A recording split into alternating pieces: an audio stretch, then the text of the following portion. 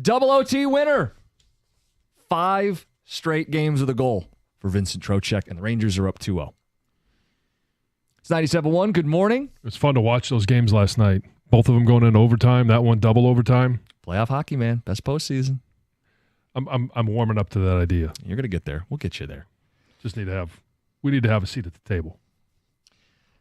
Mike Valeni said something yesterday on his show. He was wrong.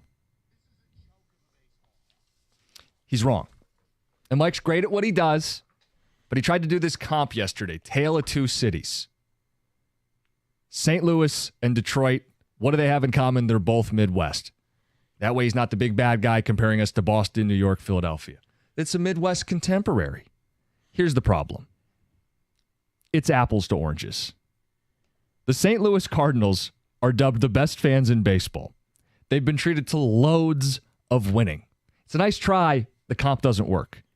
Detroit's not a joke of a baseball town. We've been treated and mistreated for a decade. We've been beaten down by bad teams, bad sports, bad baseball. We are a good sports city. We're starving for a winner. C, Detroit Lions. Give us a reason and we show out. I vehemently disagree that we are a what did he say? We are not a joke of a baseball town. But it does bring a question about the psyche of Detroit sports fans. And I would welcome that on the phones, 248-539-9797. See, I do not view us as a joke. I think we appreciate baseball. I've seen it. We've all experienced it. Yeah. We know what it looks like. If you build it, we will come. When you have been fed prison food for a decade, you lose your taste buds. And you get desensitized a little bit, and that will gets beat out of you. We are capable of more. I've seen us be capable of more. I refuse to denounce this as a joke of a baseball town. Well, and you got beat down during basketball season. You, for a number of years, have been beat down during hockey season. You've been beat down during baseball season, and quite honestly, you were beat down during football season until recently. And it can be exhausting. You just get tired of demanding more, and it's an exhaustion. And I will say this in regards to, is it a baseball town? Is it not a baseball town? This is not just a good sports city. It's a great sports city. And we do demand that our teams find a way to put a winner out there. It's been a long time since we've had it in those three sports. It was 6 decades before we saw it, here in with the Lions. Mm-hmm. And so it's a constant nag on your emotions and your system. But what else do they have in St. Louis? Do they have an NBA team? No. Do they have, or could they keep an NFL team? No, and that's a low blow. They've lost a football team a couple times. But so that's my point is, yeah, they're only a baseball town. And yeah, they play hockey there. But alternating seasons. But they're a baseball town. This is a great sports city, because when the Pistons actually take care of business and put a winner out there, or something that you want to enjoy, people flocked to the Palace. They will do the same thing at the LCA. They do it for hockey, and we were almost a playoff team. And they do it at Comerica. When the Tigers are good, you build it, they will come. You put a product out there that we want to watch and we want to see. We'll pay the $20 to be able to watch it on TV. Right now, we don't want to, and that's part of the voice of our disdain, of our disgust of what has been the Detroit Tigers. Now, they are a team right now that is above 500. I think there's a lot of people that thought they're kind of out kicking their coverage. Is it sustainable? Well, that's how they're winning games. They won a game yesterday by going out there and actually making it exciting. Mm-hmm. That's not the norm. They can do it. We've seen them do it, but it's a matter of, we do demand things of our ownership. But there's one owner that owns 2 of those teams that we're talking about. Yeah. And we want to, how do you motivate an owner to spend money? Well, these are 2 different conversations. Whether this Tigers team is good or worth cheering for, separate conversation. I'm talking collective psyche and the baseball IQ of the fan base. Let's play exactly what Mike said, so we are all on the same page. But he opened his show doing this very frustrated with the team, and people here don't care enough, and they care way more in St. Louis because those fans expect more. They have standards. They're trying to fire coaches and GMs because they're finally Their first taste of losing, they're fed up. This was what Mike Valenti said yesterday.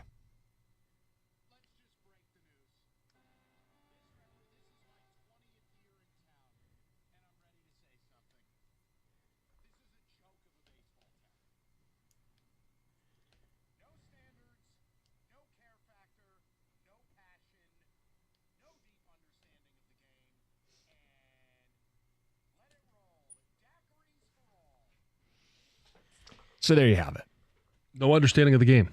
I think people here know baseball. I do. Yeah. I think that's why there's been a real tug of war over whether or not whether you're enjoying this or not, because there is a real pull on, well, hold on, they're not hitting, they're not going to sustain this. I do think there have been good baseball conversations had in this city, on this show and on his show, by the way. You don't have to go back 40 years to the last World Series. This team was flirting with the World Series in that run from 06 to 13, and there were real nuts and bolts bullpen baseball conversations, lineup conversations.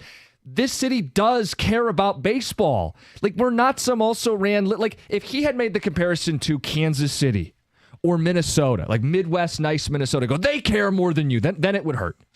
But St. Louis, it's not a dig to tell me the best fans in baseball who had 15 straight winning seasons in multiple World Series are more upset than we are. They have a higher standard. They've won more. They have the second most World Series only to his Yankees. Of course it's different. It's not an apples-to-apples comparison. The Tiger fans have the longest playoff drought in baseball. Of course some of the fervor has been taken away, and it's not Detroit fans' fault. This has been done to them.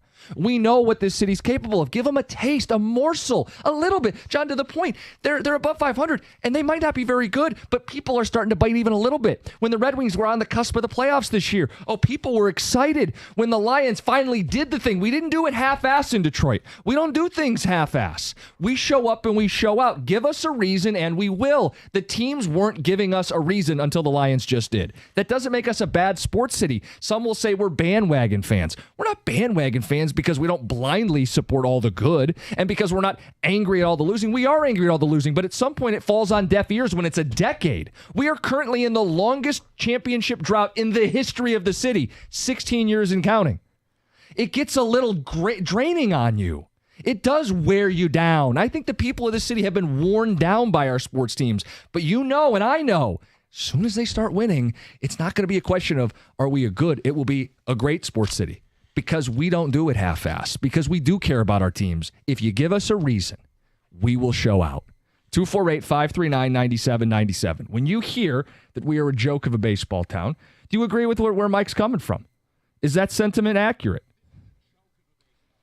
248-539-9797. We're going to get your phone calls, your ticket text this morning, and stay tuned for a treat. Right after Falar's update, the latest Roberto masterpiece. It's 97.1.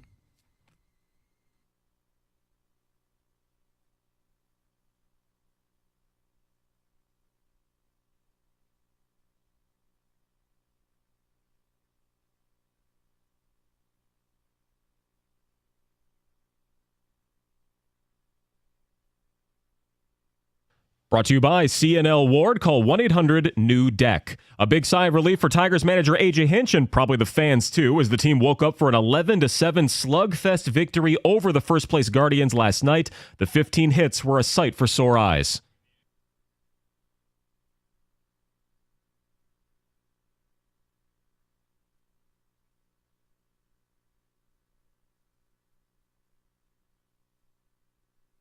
Yeah, even better, the bats lit up as starter Kenta Maeda struggled mightily with 3 walks, 5 hits, and 7 runs given up in just 2 innings. The bullpen stepped up for 7 scoreless innings of relief behind him.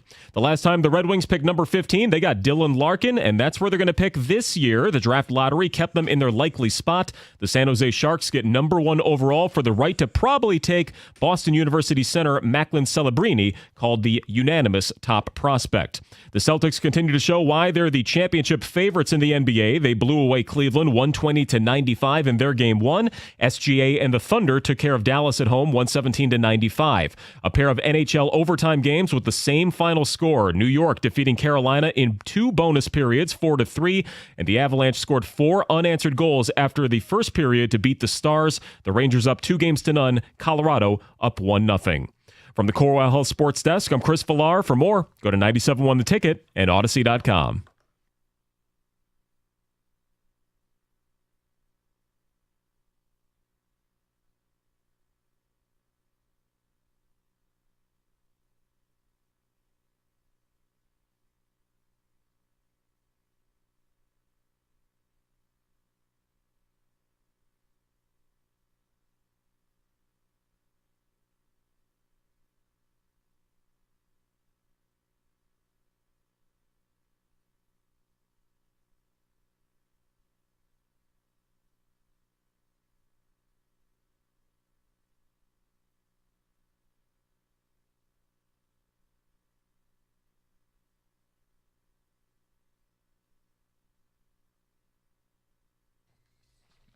The man doesn't miss. What happened to my pastime? It's still standing. Kind of. Yeah. The latest from Roberto. And listen, we talked about how they opened their show yesterday. Mike said that this, and I vehemently disagree. I don't think this is a joke of a baseball town. I think this city does appreciate good baseball. Well, there's a message on Twitch that I think kind of sums it up. It's from the Pride of Detroit. The idea that throwing a hissy fit will suddenly wake up ownership or management is silly. The power of fans is an illusion. Now, I do feel fans have power in regards to how they spend their dollars. Mm-hmm. And they're showing that now by not making, you put out a poll, mm-hmm. and it is, are you making the switch to the app, to streaming, to something different so that you can view the Tigers? And 85% of almost 2,000 people. Yeah, it was of those people who were affected, are you making accommodations? 85% said, no, I'm good. Yeah, and so that's one way. It's ticket sales. It's everything that goes in when you are spending with your money, your hard-earned money, and you're giving it to a team that just isn't doing what you hope they would do. That's the only voice that you have. But to sit there and bitch and moan and complain, ownership's not. They're not tuning in to listen to this. They're not going to listen to the callers. They're going to go about it how they feel. They want to run their business. Right. We have a sense of the pulse of the fan base because of what we do, right? And a level of buy-in and an energy level and passion level. I don't ever question Detroit sports passion, like the fans' passion in this city. I do think it's waned when you have historic losing, which is completely understandable. St. Louis has had decades, plural, of winning and World Series, plural. Of course, once they get a little bit of losing, they're going to be fed up and call for people's heads. I don't think we are lesser. I think we've been dealt a lesser hand.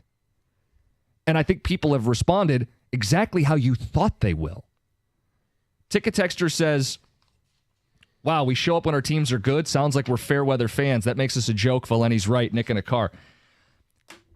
So what you should show up when they're losing? I think that would make you a sucker, which, as another Ticket Texter points out, is something that Mike has also mocked fans for doing. He's the first person advocating abandoning a bad team. Now he's dissing us for doing so. We were already angry, and we did the angry thing with Avila. Again, you can't will your team to be good. I think if you could, the city would have championships, plural. We'd be stacking champions. I mean, the Lions, if we could will a team to a championship, the Lions wouldn't be in a 60-year Super Bowl drought. I don't think it's for a lack of caring. I don't think this is a city that, just kind of accepts that we have losing. I think they've been fed this diet for a decade, and now you get desensitized. But we are so much more. We are capable of so much more, and I've seen it, and all of you have seen it in this city. Well, it kind of feels like the value of compound interest, where you struggle with the Pistons, you struggle with the Wings, you struggle with the Tigers, and for a long time you struggled with the Lions. And it's never going to be apathy with this fan base because it's a rabid sports fan base.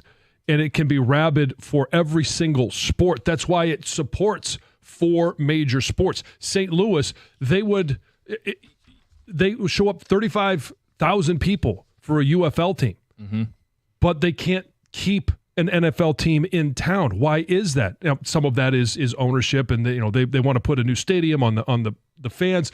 But it is the fact that they only have 2 sports teams. It's a baseball town. This is a 4-sport town. It's a great town, and they're educated in every single sport. We get some great callers talking about the ins and outs of AAA baseball and bringing a guy up, sending him down, how AJ's putting his lineup together. We hear it in hockey all the time.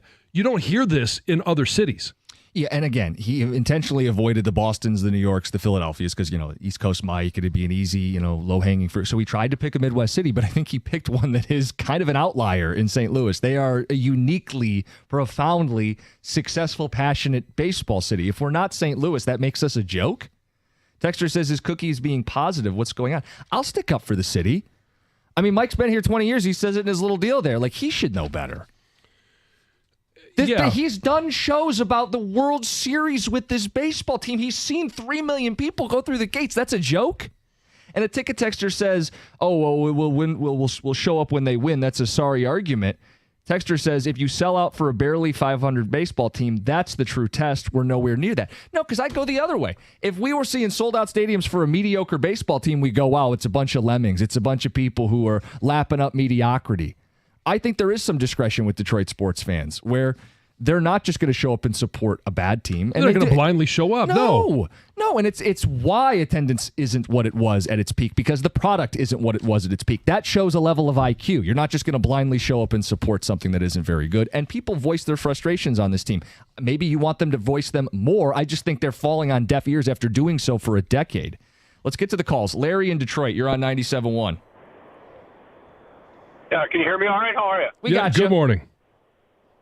Well, I heard Belinda yesterday, and I heard you guys this morning. And without commenting on either, I've got a slightly different approach to this, or maybe a way different approach. I think the problem is that the TV stations and the streaming stations and Disney and Hulu and Amazon and everybody else, they're just throwing money at these sports teams, including baseball. And the present owner, Young Illich, he doesn't have the passion to win that his father had. And to him, he doesn't care if he wins or loses. They're just throwing money at him, and he's making money, and he's there, and he figures, why should I spend a whole lot of money on the product? I'm getting my share of the TV without having much of a product. And this was the problem with the Lions for 50 years. They got a share of TV until the daughter came in, and she's running the team now. And then this morning I get up, and I'm listening to TV, and they tell me that now in football they're going to allow hedge funds and other groups up to 30 people to own, other groups of people to own up to 30% of a team. You already got hedge fund owners who are buying teams with their own money. If they buy it with hedge fund dollars, I mean, there's just no impetus to win. It's strictly an investment. ROI. Yeah, it just becomes turning a profit and making the most money you can. If it means cutting payroll, so be it. I think that's a real frustration in a sport, especially like baseball, where there is no salary cap, where you say, we're not even average. We can't even – I get it. It's not L.A. It's not New York. We're not going to have $300 million payrolls. But can we be average? But that's an ownership issue. That's not the fans are not inadequate because the owner doesn't want to spend, and I do not want to link the two together. No, but it still goes to, if this is strictly an investment, all right, you want to minimize expenses and maximize profits. Well, how do you maximize profits? Winning. You win. You sell more tickets. You sell more concessions. You sell more people are watching. You make it easy for people to watch your games instead of making it a laborious event of trying to figure out how to watch games. It all goes hand in hand. So you can't necessarily separate the two. It's all intertwined. And this is a fan base that is a good fan base. It's a great fan base. And they are educated. They're not going to go blindly support a team that is boring to watch or that is just simply going to be 500. They want a team that's going to go out there and get 95 wins, press for 100 wins, win a division. And when we were doing shows before the season, you came out and you had a bunch of names in regards to the bats that they could add to this lineup. Some have proven to be good, some have not. But you just simply wanted, and every caller, for the most part, agreed with you. Those that didn't are agreeing with Scott Harris because they're willing to be patient. They're willing to let the young bats go out there and find their way. And now that we're, 35 games into this, young bats haven't found their way. They're finding their way to Toledo, and other bats are coming up. And this is a fan base that understands all of those moves. How many times have we taken calls, when are they going to send Torkelson down? Find his mojo, find something. Or, they have an opinion on what's going on. A.J. Hinch has been a magician with the bullpen and with the lineup.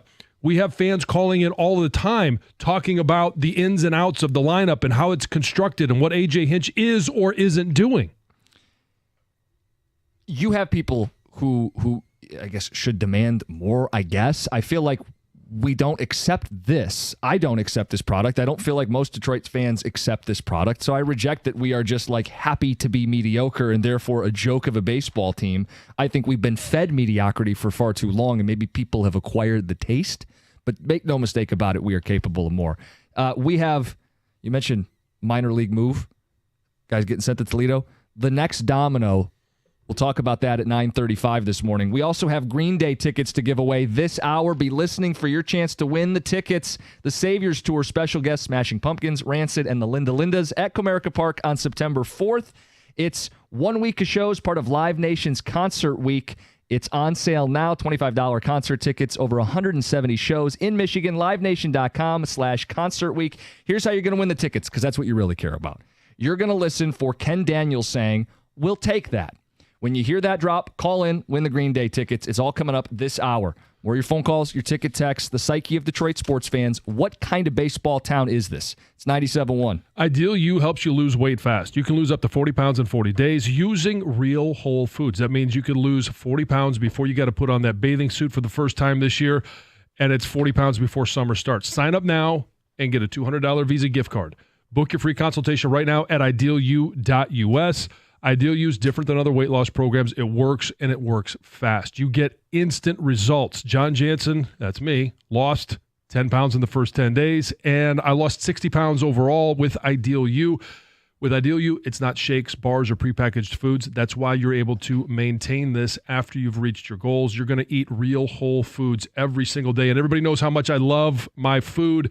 Ideal U works because they teach you what to eat and drink to lose weight. You're in constant contact with your weight loss coach, and they want you to achieve your goals. And once you've achieved them, they're going to teach you how to keep the weight off. Ideal U will help you lose up to 40 pounds in 40 days. Sign up now and get a $200 Visa gift card. Book your free consultation right now at idealu.us.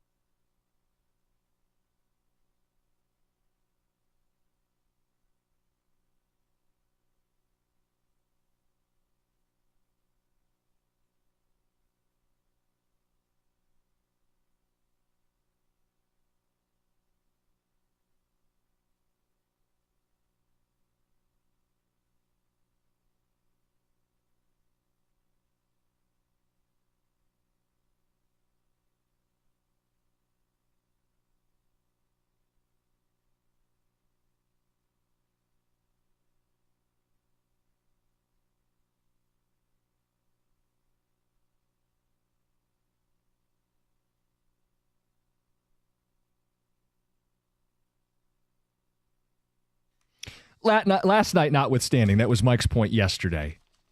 Joke of a baseball town. And he compared us to a Midwest contemporary, St. Louis. Said they care more. They hold their team to a higher standard. They're upset. We just lie there and accept it. And I disagree with the comparison because St. Louis has seen far more winning than Detroit has. More World Series, 15 straight winning seasons.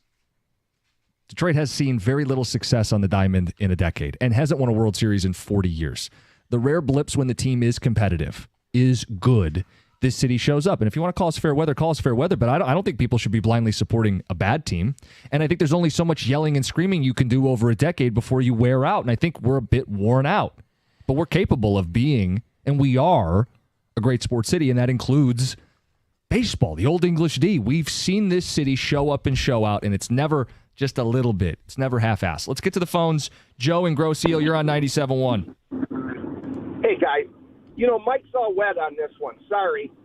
This is a great baseball town. Mike is just frustrated because the team is under 500 for the last month, and he can't watch them on TV. So he takes it out on the fans and says we're a bad baseball town. That's nonsense. And as to the owners not caring, all they care about is money, that's BS too.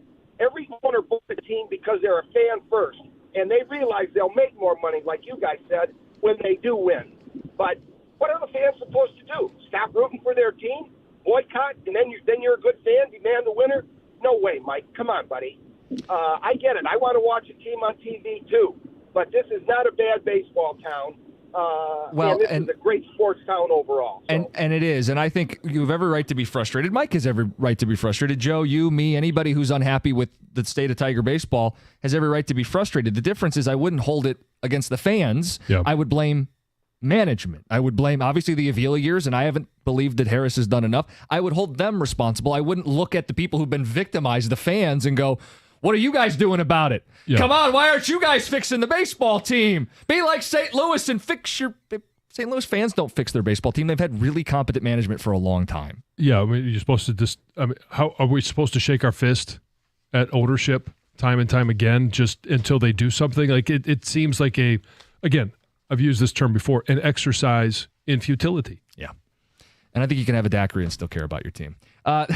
Kevin and Macomb, you're on 97.1. What's up? Hey, thanks for taking my call.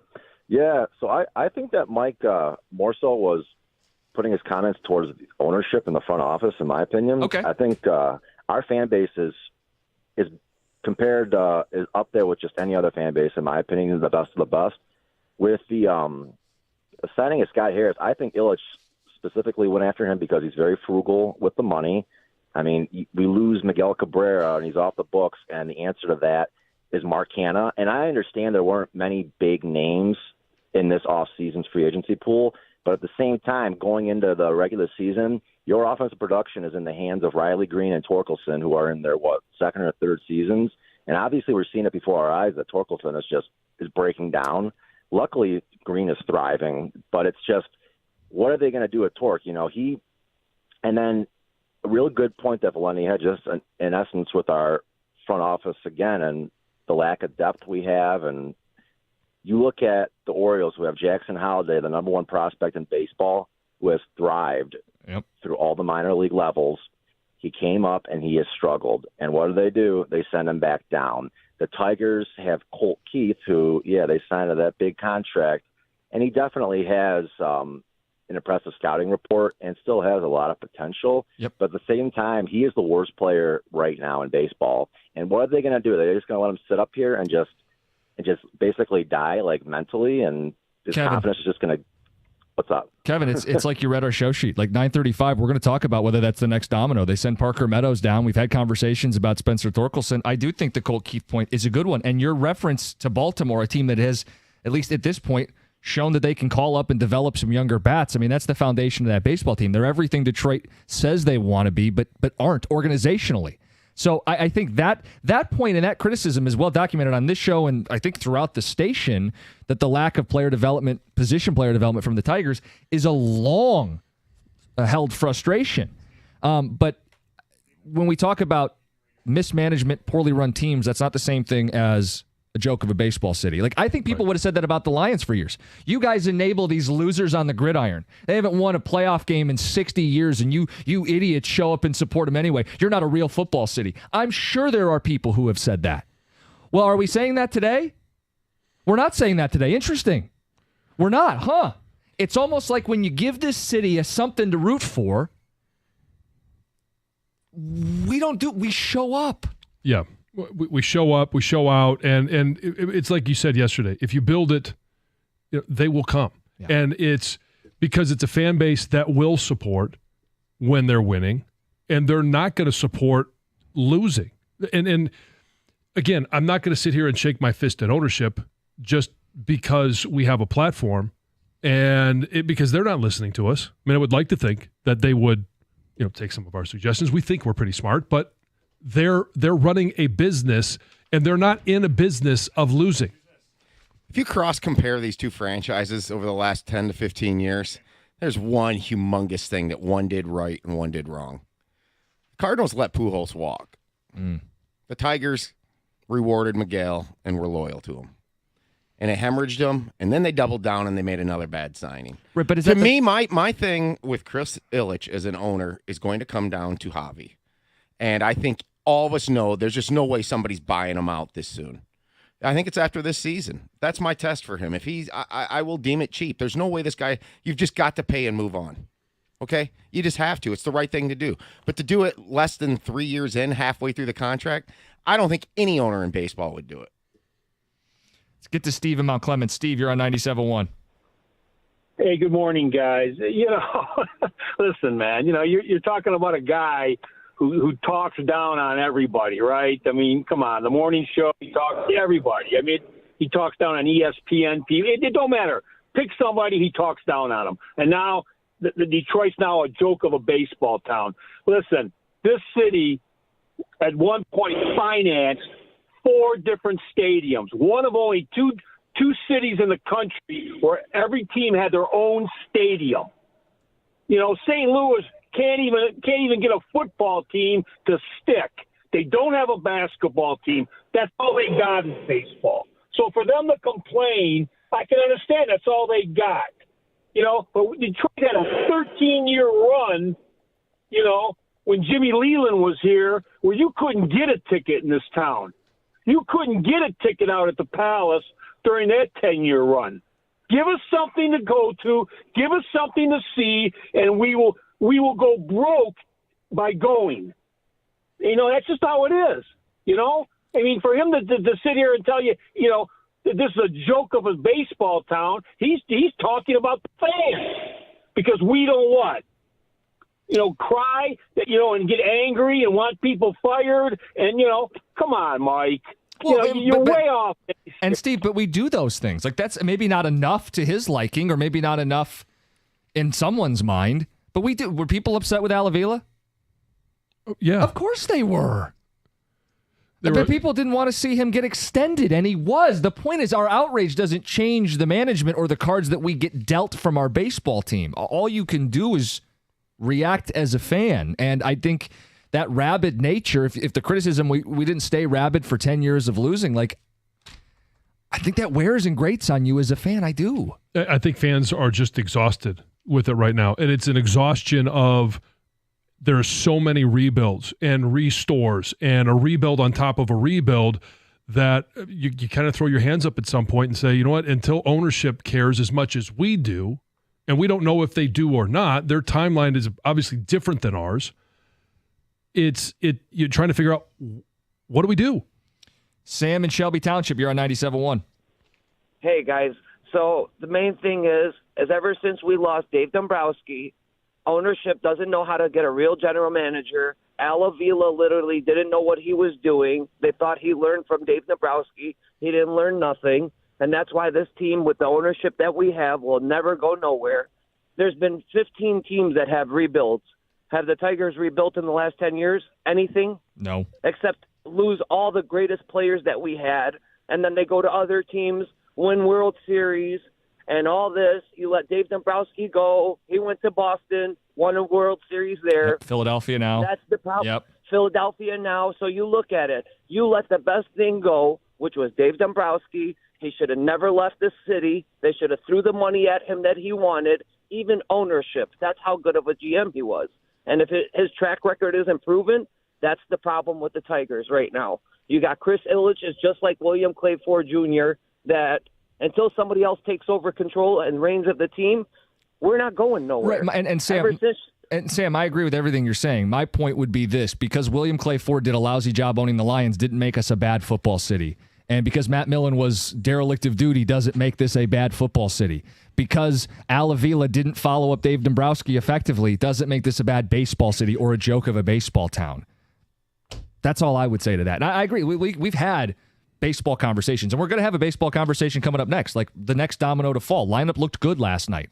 It was a welcome sight.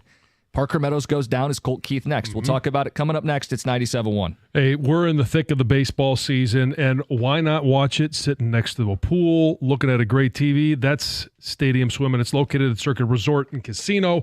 Catch all the biggest games at a viewing experience built for sports fans. Chill in one of the 6 pools on 3 different levels for a perfect view of the massive 40-foot-tall high-definition screen at Stadium Swim. It's America's favorite place to watch baseball, basketball, football. It doesn't matter. Swim-up bars, Insta-ready selfie walls, and one nonstop party every single day, all day long. Score your perfect game day spot with cozy day beds, private cabanas, or grab a lounge at the center of the action. Reserve your spot today. It's 365 days of sports poolside, and it's located at Circa Resort and Casino in downtown Las Vegas on Fremont Street. Stadium Swim, all sports, all seasons. Book your spot today at circalasvegas.com.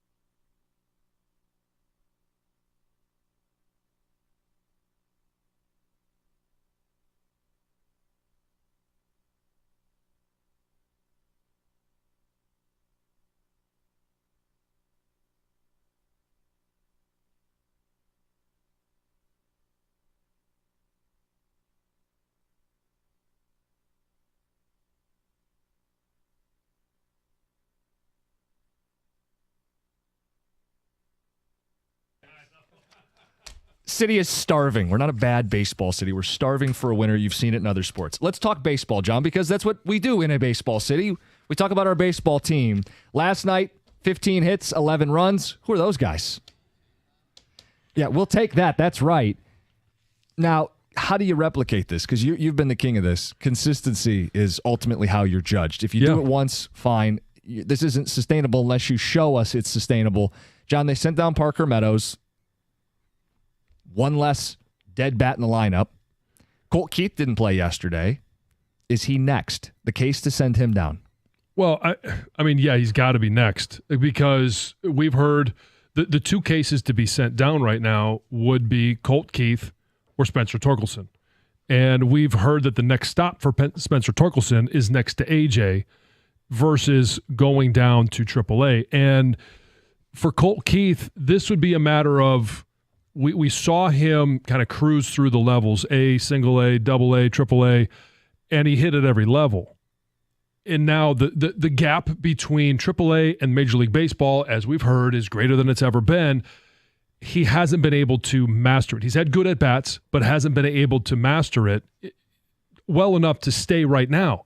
I think he eventually is going to be a part of the future. It's just not clicking for him right now. So send him down like you have Parker Meadows. I've got more faith that when Colt Keith goes down, that he finds that rhythm, gets a little bit of confidence, bring him back up, and he'll be productive because of the way that his approach at the plate. And it's much different than when you're looking at Spencer Torkelson. I don't know that sending Spencer Torkelson down does anything because it's... Well, it might make you more competitive. Oh, okay. I don't think it does anything for Spencer Torkelson. I don't know that there is a fix. If you can't hit a fastball right down the middle, that's the easy one. And that is more of a cause to panic big picture with Torque. What I think is interesting is we were reaching, and we still are reaching, kind of an inflection point where player development's all well and good, but you can't sandbag the season, right? You win it with the best of intentions that these young guys would hit the ground running. Well, this is baseball. Doesn't work that way. Sport where you're going to fail quite a bit. Parker Meadows going down is an admission like, hey, he wasn't ready like we thought he was. And maybe they're not willing to make that admission with Colt Keith because they paid him. But anybody with eyeballs would say, yeah, he's not good. He's not major league ready right now. So will we see a second admission that, hey, in the interest of winning baseball games, we need more lineups like last night. When Urshela's back, it's Urshela and Ibanez as opposed to Colt Keith. Well, and that's the thing is you can have a rotation there, and maybe they're just simply waiting for, now it's not same position, but they're waiting for a bat like Justin Henry Malloy to get healthy. Mm-hmm. And because, since he's been down there, since spring training, he's been banged up. And so once he gets healthy, if he's swinging the bat again, maybe it's his opportunity to come up. That's a Scott Harris guy, traded for him from the Atlanta Braves, and because you do have options at second base. Maybe Ibanez, maybe he gets to pitch against both, or he gets to hit against both right-handed and left-handed pitchers just to see if he could do it. Yeah, and I know you're going to go lefty-righty, but Keith's not hitting anybody right now, and it's not helping this team. When you take out some of the easy outs, it's amazing what can happen to a lineup, right? So, but it's also twofold. It's how can you make this lineup better, which is case number one. And most important, how can you make it better now so that you can win more games now, compete for the division now? But it's also about Colt Keith, what is best for him in the long run, and not necessarily right now. It's does he need to go down there, find his swing, make the adjustments, and then come back? Because you don't want to run into a situation, because Spencer Torkelson, we've watched him over the past now 3 years, and he has had to do this in front of us. Yep. He didn't get that opportunity as long as he probably needed at AAA. You rushed him along, and did you ruin a bat that might have been a good bat? I think it's astonishing what's happened to this team 36 games into the season. First off, they're 19-17, and the two young bats, the two new young fresh bats, one's already been sent down, completely failed. He was your leadoff hitter. Yep. They wanted him to be the leadoff hitter. Colt Keith, they wanted him to hit top six. Yep. He's failing, and I do think it's only a matter of days potentially when he goes down. Depends, I think, when Urshela comes back. We were talking about this before the show. They basically have three options already on the team that can play second.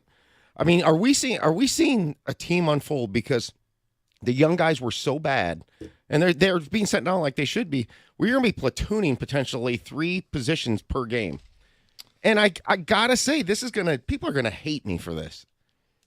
They're 19 and 17, and all the young players are just failing. And then you have the, Javi and that whole thing. And they're 19 and 17 with what they've put together as a lineup. I mean, this is such a classic Moneyball type lineup. Oh yeah, where you're just situationally, day by day, methodically putting together. It's like a potluck almost. Where it's like, or it's like AJ's got a lottery, like the lottery machine, the old thing on TV back in the day where they shoot out the ping pong balls. Today, Ibanez leads off. Who saw that coming? The guy wasn't even playing. He wasn't healthy, and he goes 4 for 4 in the leadoff spot. I like with 2 home runs. Yeah, there's a reason he put him there. Yeah. Who brought the mac and cheese? We'll figure it out on the fly. We'll put together a meal last minute. Today's lineup is who brought the baked beans. It is a bit of a potluck. 248-539-9797. Your thoughts on Colt Keith, whether he's the next domino. We've talked about Torque. They've sent down Meadows. Ways to try to get better quality at bats in the lineup so you can win more of these baseball games. They are there for the taking. Let's get to Heather with the news. All right, so we all know the NFL draft drew record-breaking crowds here in Detroit, but with those crowds came an increased chance for crime, especially human trafficking. And during the draft, there was a multi-agency task force that spent 2 days searching for human traffickers and victims during an undercover sting operation. That operation brought police to several hotels in the area, including one in Canton, where a victim of human trafficking was discovered. Police removed the woman. They also seized phones and journals in hopes of finding the people who trafficked her. They were also brought to a hotel in Romulus, where a sex worker from Missouri flew in specifically for the draft. And they also found her 5 children who were with her, all younger than 7 years old, down the hall. So the victims were all removed from the situations. They were provided with resources to help them find new paths. But overall, they say the draft bust resulted in 3 arrests and 14 women who were asking for help to get out of their current situations. And this is something ongoing. I mean, whenever you have an event that draws that amount of people, massive amounts of people, you do need to worry about, unfortunately, things like this with human trafficking. Yep. I mean, I remember hearing about it during auto shows. Just a massive amount of people in one small area for days and days and days on end. Things to be aware of. The June 6th concert celebrating the rebirth of Michigan Central Station will feature a lineup of well-known Detroit artists. Who those artists are exactly going to be, we don't yet know, but the names they're throwing out there are pretty darn big. Eminem, Stevie Wonder, Diana Ross, Jack White, Big Sean. What could be all or none of those? I guess you kind of have to wait and see. So registration for access to this concert, it's a free concert, will start on May 17th. You go online. Those are only for residents in nearby neighborhoods. Then, the wider public can apply for tickets starting on May 21st. The space holds up to 15,000 people. So a lot of people could go. They say each act would perform for about 15 to 20 minutes each. Listen, when it's 30 years in the making, you got to do it right. And it sounds like they're trying to do it right. It's going to be live streamed globally. I mean, that's a big deal. I want some tickets. That's going to be awesome. Yeah. After 3 fatal crashes in one day, Michigan State police troopers are urging drivers to be careful out there on the roads. I mean, it's something everyone should be doing, but unfortunately, some situations are calling for that reminder, right? So Trooper said they tried to save 3 people, a 4-year-old, a 91-year-old, and a teenager riding a motorcycle in 3 separate fatal freeway wrecks on Monday in the Metro Detroit area. And they say all the crashes were completely preventable. So online on Tuesday, Michigan State Police posted the simple message saying, please be careful out there today. And they also said, drive the speed limit, leave plenty of room between your vehicle and the one in front of you, and buckle up. And when you read the details of these crashes, they're absolutely tragic, especially the one involving the 4-year-old. His mother, who is believed to be intoxicated, was behind the wheel. And he was not properly restrained, whether that means he wasn't sitting in a car seat, that car seat wasn't buckled, whatever it was. Or a combination, It could have been everything, yep. Greg Doyle, the Indy Star columnist who had that really cringy moment, that cringy exchange with Caitlin Clark after her Fever introductory news conference last month, has reportedly been suspended over that really bizarre encounter. So he was apparently hit with a 2-week ban in the days following that interaction. And he's also slated to not attend any Fever games this summer, but he will have to continue writing columns about them. So he's just going to have to watch from home. So awkward. It really was awkward. It's such an uncomfortable listen. And I'm sure it was even I'm imagining being her in that situation, how uncomfortable it had to be for her as it's directed towards her. And it was just creepy. It was, yeah, for sure. You're a college athlete. This is a guy who's been doing this professionally for decades. Like, come on. Yeah. Yeah. Finally, Panera Bread is getting rid of their charged lemonade, taking it off the menu after that caffeinated beverage sparked multiple lawsuits and caused a public relations nightmare for the company. You might remember that there's been at least 3 separate lawsuits over this drink in recent months, claiming that the high levels of caffeine in the product has led to 2 deaths, yikes, and irreversible health complications in another person. So they're getting rid of it. They're going to replace it with several new drinks as well. A low sugar and low calorie option will be included. Still with caffeine? You know what? They say it's a blueberry lavender lemonade pomegranate. I'm guessing no. Based off of the lawsuits, a pomegranate hibiscus tea. So I guess too much going on. You there. know, citrus punch and a tropical green smoothie. Doug will be excited. All right. Yeah. Get Doug's latest coming up next. By the way, congrats to Tyler in Detroit. He won the Green Day tickets to over 170 shows. LiveNation.com/Concert Week. It's 97.1. Hey, you want a nice lawn this year? You got to give Natural Way Lawn and Tree Service a call. Get green, stay green with Natural Way. The number to contact them is 888-GET-GREEN or on the web at naturalwaylawn.com for a limited time. Purchase a full lawn program, and you're going to get free grub control. But you got to mention my name along with 97.1 the ticket. And here's why you don't want to wait.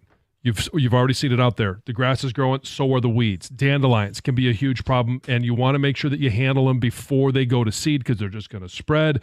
And it's crabgrass as well. You've got to address the situation now because once you see it and once it starts to take hold, it's going to be too late. Here's the thing about Natural Way as well. They're going to treat for the issues and just fix the problems. They're not going to tell you every time they stop by, hey, you got a new problem, we got to do this. They're just going to fix it. And I like companies that just fix problems. They're a locally owned company for over 30 years, and it's Michigan owned with Michigan employees and Michigan families. So keep your money here in Michigan. Spend it with Natural Way Lawn and Tree Service. Get green, stay green with Natural Way.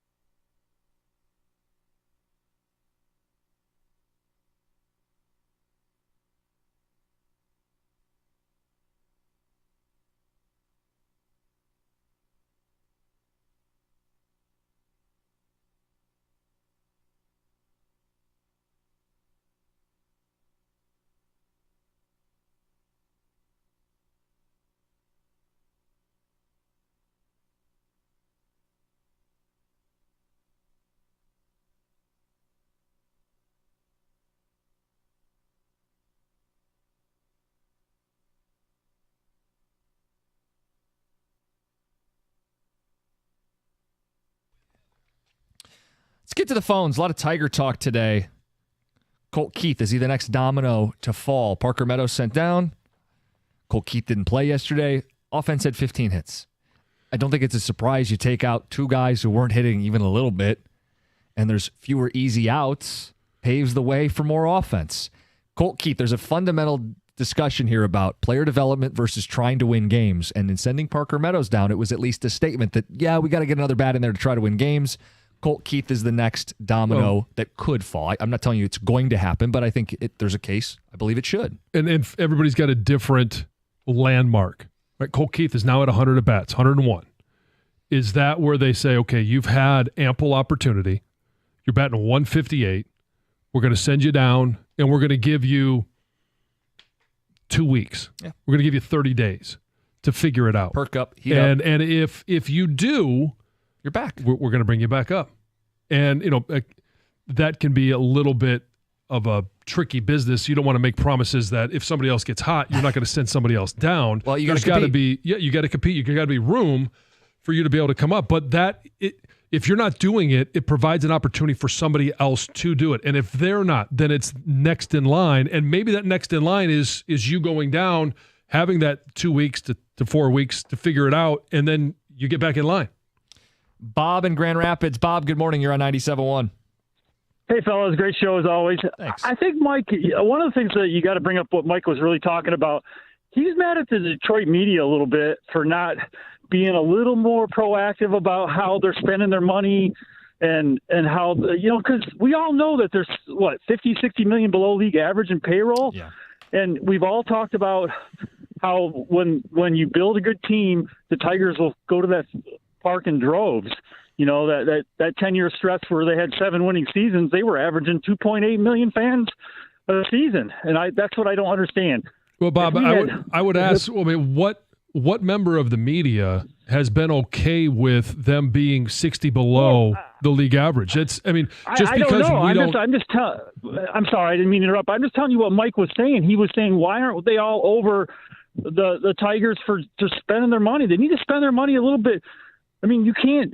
There's, like Jim was saying, there's no salary cap in baseball. We're not asking for them to be 200 to 250 million like the Dodgers, but this team could easily be winning the division. Bob, Mike is very good at what he does. There's some truth to what he says, but I felt like it was a harsh statement when you say, and it was a very angry delivery, and when you call the town a joke and you do reference fans in their daiquiris, you are putting it on the fans and saying that they aren't doing enough, and I don't know what they're supposed to do. Yeah, I think it's misplaced. It's ownership. Yes, it's management. It's management. It's ownership. It's how they're going Greenberg, about it.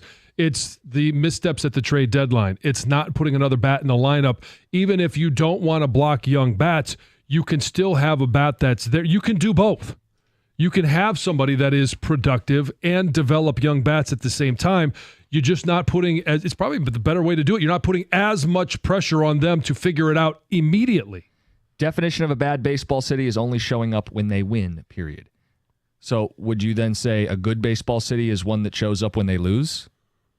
Because I don't know that I would make that claim that makes you a good baseball city. I think that just kind of means you'll accept anything. You'll show up and watch a bad product. I think that's too black and white of a ticket text. It is, because what is the one way that fans have an opportunity to voice their displeasure? It's with their pocketbooks. Yeah. Buying tickets, buying concessions, making the switch to and going through, jumping all the hoops to be able to watch their team. Cookies, I think it's weak that you're calling out Mike over the context of one sentence without having him on to defend himself. Roy on a loader. Mike's got 4 hours later today. Yes. I don't know if you're familiar. And they spent a good chunk of it talking about his point of view yesterday. I think his point of view is well established. We spent some time today giving our point of view. I don't think we took it out of context. No, I don't think so either. We played like a 30-second exchange, and you be the judge. That's the beauty of this. And I think I talked to him yesterday, too. I go, hey, listen, your comparison, I get what you're doing. You picked a Midwest city, so they can't do the New York or East Coast thing.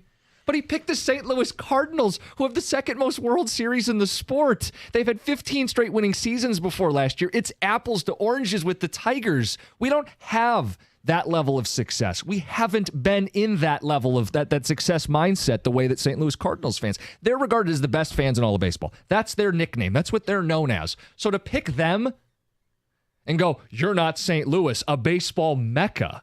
Right. Well, they're the okay. best fans in baseball. How about, are they the best fans in the NBA? Well, no, but his point was about baseball. Right. But my point is, this is an educated, great sports town. Yes. And we can support all four. We can question all four. We can demand more from all four. And I think we do. Who's we? I think we do. Anyway. Morning, fellas. Morning, guys. Gator and I just solved the world's problems. Oh, yeah. It was a big breakthrough. You guys came in with like a little energy. Well, yes, we do have energy today. So you're going to solve what? No, we're not solving the world's problems on the air. No, we won't do that. Yeah, we're just having You're not going to do it off. You're going to solve the world's problems off the air, but you're not going to do it on the air. They don't have enough time today to solve all the world's right, problems. We got Tiger game. Short show. Something's got to be done behind the scenes. Yeah. Nice hat, John. Oh, thanks. I noticed yours as well. Yeah. Gator, you see these too? Yeah. College football national championship buddies. It looks like nothing until you turn your head. He's got the other way. Turn it the other way. There you go. Thank you. John's got the subtle college football playoff hat. You know, Jim, I don't know if you know this, but combined, these two men are 56-2. Oh, in the booth together? That's right. Yeah. Actually, John might have a better record than that. Had He you did done some sub work? I did, but I took some of some my sub work, yes. All right, no, probably we'll not. just, Yeah, we'll it was just look at 56-2. yeah, The the early two- Harbaugh area. Now, Gator, you may be Brady able to help Hoke me. The losses that they've had together. One was Georgia. Do you know the other one? Who's the other? Well, it's combined, so they both lost the same game. So I'm saying Doug's 28-1, and if you were looking at John, he's 28-1. Oh, so okay. 56-2. Yeah, in the booth, yes, the only loss is not Georgia. It's The loss in the booth was TCU. Yeah. Oh Yeah. yeah. That was a That's tough one. right. That was a tough one. Yeah. Incredible. Yeah, I don't think you can combo them together then, right? No, you really can't. It was just trying to pump. Sounds up the really good. 28-1 Yes, number. I appreciate that, Gator. Anyway. My own guy trying to take me down. It's not the first time, man. Well, winning No. percentage. It's not going to be the last time. Winning Although, percentage-wise, I mean, you could just make say it the last time. I can. Yes, I have control over that situation. Yes, we'll deal with it in the morning. 6 a.m. Tune in. Plus, I'll get thrown out of the booth next year. Toss me out. Let that play too. guy Yes. meets grim fate. There have been moments, I'm sure, that you have been. No. Yeah, I you think ask of me the that spring question game- every time. spring You game know I where ca- this kicker's from? Yeah. No, Doug, I don't. Yeah, the spring It's a game, kicker. I thought I came close. I don't care. That's going to be my answer next time. What's Instead the of game? Argentina. What's the game plan for you guys? So Washington. I think the Tigers organization is doing something that fans want up until they see it. And the question is, can you have it both ways? We will get to it right out of the gate. First hour on Carson Anderson. Cake can eat it too. It's 97.1.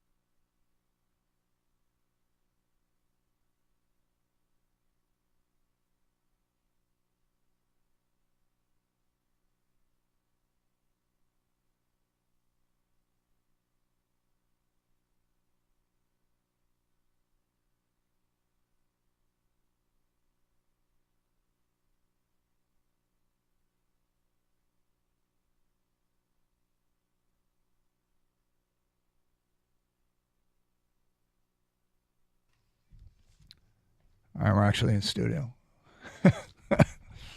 Cart number wrong. But it's a Jazzy Open. Yes. Hey. Does it put you in a good mood? I'm already in a good mood. Are you? Yeah, it's a beautiful day outside. Tigers offense came to play last night. The bullpen goes 7 shutout innings last night. Dude. I got to watch after the game. I was flipping around and, one of my, I wouldn't say favorite movies, but one of the more interesting movies I've seen that I hadn't seen in a while was on, and I ended up watching that, The Hateful Eight. And then, actually, here's what was great yesterday. Okay. I come home, and I knew that the pond guys were going to come to the house. The annual, let's get the pond that's going. Something that excites everybody. Well, here come the pond guys. But here's why it excites me, because to me it's a Can't sign. hide money, Kang. Oh.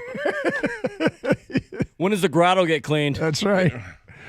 Yesterday. But it signifies it's a turning over of a season, and here I get to start to enjoy things again. It's outdoor life, and here we go. Yep.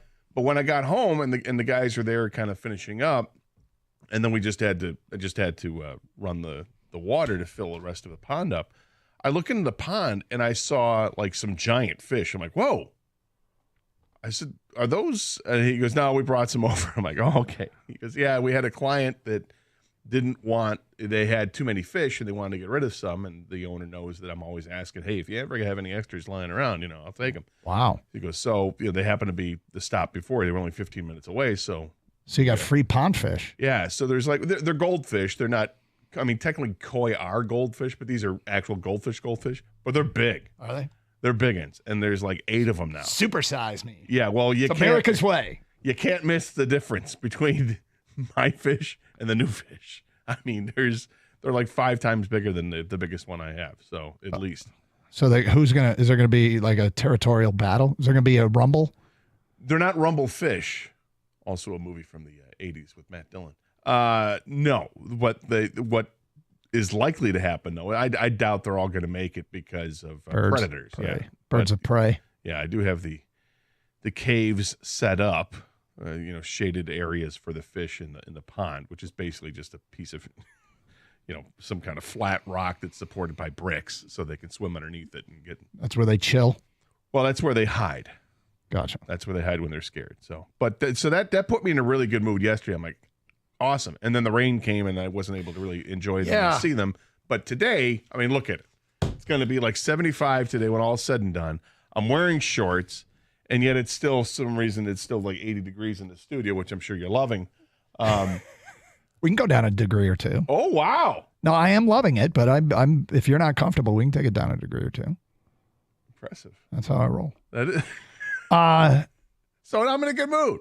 Yeah, you are in a good mood. That's great. Well, I will say the storms that came through our thoughts are with the people impacted by it, mostly on the west side of the state, Kalamazoo, St. Joseph Branch, Cass counties. State of emergency, severe storms came through, tornadoes touching down on the west side of the state. That FedEx building got knocked down. I think it was in Portage. Workers were trapped but got out with no serious injuries. Kalamazoo County, Portage, waking up to no power at over 50% of the residents there. So anyway, our thoughts are with you. I saw our brother station, WWJ, with some pictures from some boathouses out on Lake St. Clair that have been destroyed. So, look, these are times where these things affect us. They either affect you now or they will affect you. Severe weather eventually gets you one way or another. And it can be major annoyances and major problems like buildings being knocked down or minor things like gutters. We got gutter issues now, and that need to get addressed, and will get addressed very soon. But severe weather will either it either got you or it's gonna get you eventually, and some way or another. Even if it's just a tree that falls in your yard or hail damage or whatever. The various degrees, and it's just part of living in Michigan. We don't deal with earthquakes here. Well, for the most part, we don't deal with major earthquakes. We don't deal with typhoons, but we do get severe weather. We get tornadoes. So, for people impacted by that, certainly hope you can get through and maybe hang with us here leading into Tiger baseball this afternoon. Boy, I got to tell you, Tigers sounded good last night. Yeah. Yep, they sounded good. You still haven't changed, huh? No. No, and I'm walking a very fine line from being an irresponsible talk show host to also experiencing what the people are going through. You know, and you've got the games, and I'm going to have to pull the trigger here eventually. Costa, though, told me that he put out Jim Costa from the morning show. Yeah. Doing a great job with John Jansen. Costa told me that they put out a Twitter poll and asked, you know, are you making plans, or are you just staying in the dark? And he said like 85% of the people said they're staying in the dark. So last night I was going to pull the trigger, but I guess, look, I don't even know. Apparently I have an LG big screen TV in our living room. And because of it being a little bit of an older smart TV, I can't get the Bally's app. I can't search for apps. I can't upload new apps. It doesn't have that functionality. It also doesn't allow for Fubo, sorry. But it does. I can't get Hulu. Did we know? Is Hulu? No, Hulu's a no. So Yeah, Hulu doesn't have that. I started messing around with it last night, and I'm like, okay. And then I'm like, I don't think I can get this. And I'm Fire Stick. Yeah, I know. Not Jailbreak. I'm just saying Fire Stick. Yeah, I wasn't going to the store, and I got a Roku TV downstairs, and I'm like, you know, I'm making dinner, and I want to have the game on while in the living room. I'm making dinner in the kitchen, and I wasn't going to go downstairs and and pay for the Bally's app and then go back upstairs and cook. And so I just put the game on the Odyssey app and listened to Dan Dickerson and Bobby Scales, and enjoyed the hell out of it. And the Tigers broke out the boomstick last night, didn't they? Well, I tell you what, early on in that game was frustrating because, of course, I shouldn't say of course because not everybody saw it. First batter of the game, Andy Ibanez, boom, home run, just like the game before when Riley Green led off with a home run. But the Gribe answered. Then here come the Tigers. They answer. And then that game was drunk for the first couple innings. It really was. It was. And Kenta Maeda just this is a bad start for him. It's a really bad start for him. Gave up the lead quickly, and next thing you know, it's Cleveland's got 7 runs through 2 innings. But the Tigers came right back. They came right back. Knocked out the starter, started to work on their bullpen, and thank God for left-handed pitching from the opposition because the Tigers have bats that can hit left-handed pitching. That's why Ibanez is in the lineup. What'd he do? 4 hits, 2 home runs. Mm-hmm. I was, if you would ask me yesterday, hey, is Ryan Vilade going to play? I would say absolutely not. He started. Mm-hmm. And why? Left-handed bat. Take Kerry Carpenter out of the lineup. He's not playing right field. In goes Ryan Vilade. Vilade, his first 2 major league hits, and I think he ended up with 3 RBIs in the game. So that was big for him, and also made a nice catch in the outfield to help out too. And had a stolen base, if I'm not mistaken. So he shows up at his first opportunity. He sounded great. Yeah, I'm sure he did sound great. And then Torkelson with his 12th double of the season, but the bullpen was the star.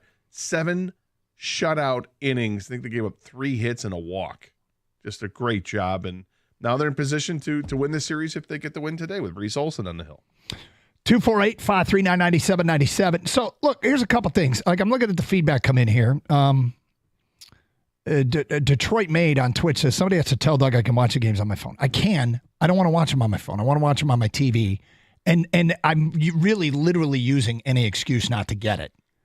And I think a lot of this is a personal FU to everybody involved. Well, then there are people that say, and I know you can somehow, I'm not the smart guy to do it, but you can go from your phone to your TV if you have a smart TV. You can, but again, this TV is, well, it's a smart TV and the picture's fine. It's an older generation. It doesn't have that functionality. JKL says, Doug is really starting to sound like rookie old guy with this app situation. Here's the funny thing is I'm really proud of you because you've gone in, but are you an app guy? Me? Yeah. No. Out of the 2 of us, who's the app guy? I would say you. I've got like 300 apps on my phone and I use them. And this is more of a principle thing. And I'm hoping for a resolution.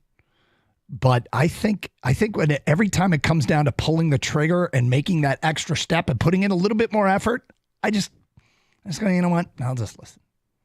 F you. I'll just listen. But at some point, I'm going to cave. But I also know that I think a lot of people out there are doing the same thing. We'll talk about the conundrum the Tigers are in, kind of caught between two things here. But a good win last night, 11 runs, and they beat the Gribe. Afternoon game against Cleveland coming up today. Here on Carson Anderson on 97.1.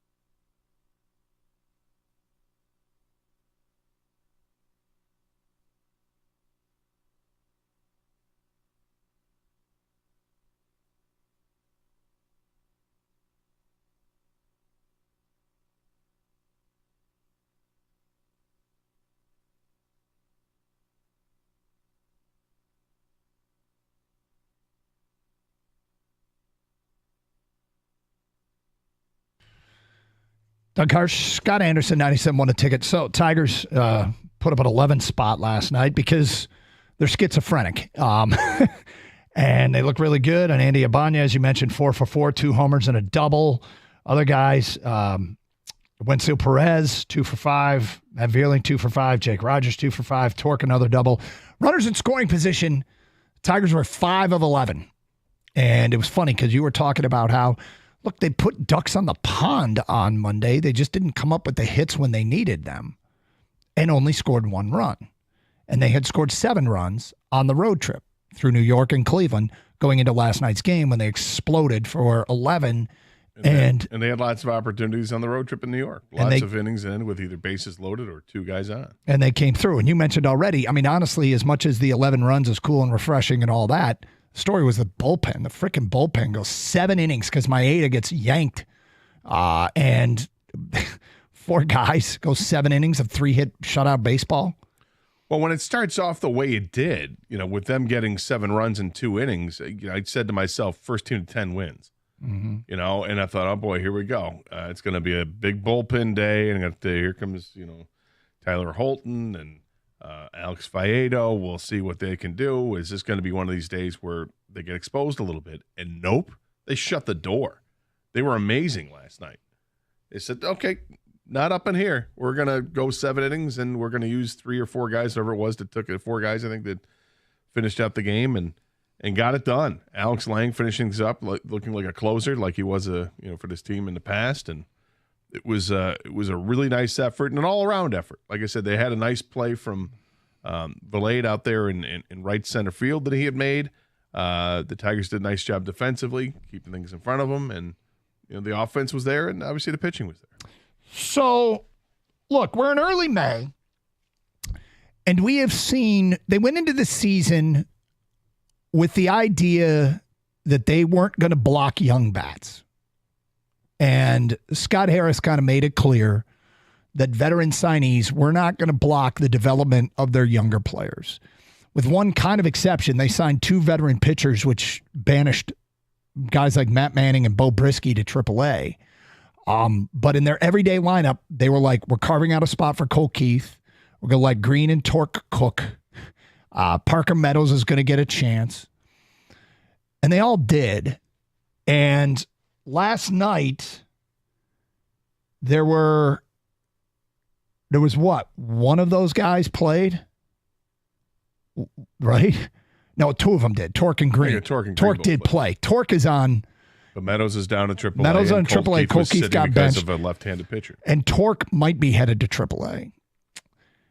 And we're kind of in a weird place right now because, Gator, I think one of the more popular things for struggling teams or teams that are rebuilding that I will admit we champion, I think fans love it. I love it as a theory, and it gets talked about all the time. And that is the following. Play the young guys. Play the young guys. I mean, yesterday they call up a 26-year-old kind of journeyman minor leaguer in Ryan Valade. And as much as we, took a look at, okay, what are they getting here? What is this guy? He peaked as a number 4 prospect in the Rockies system. All right, is there something that the Tigers organization can capture and make this guy a useful piece? Probably not. He's probably just a guy that's keeping a seat warm or Parker Meadows goes and sorts it out. But there was some, hey, why not Justin Henry Malloy? We got a call on that. We got some feedback on that. And he's obviously heard. The information came out. Which is interesting because if he wasn't, was he going to be the guy over Valade? He might have been, but it's part of the play the young guys theory, right? Yeah. Is, okay, we may be rebuilding, we may stink, but let's see the next gen of players here, okay? Now, I don't like telling people necessarily how they should feel, but I think it stands to reason.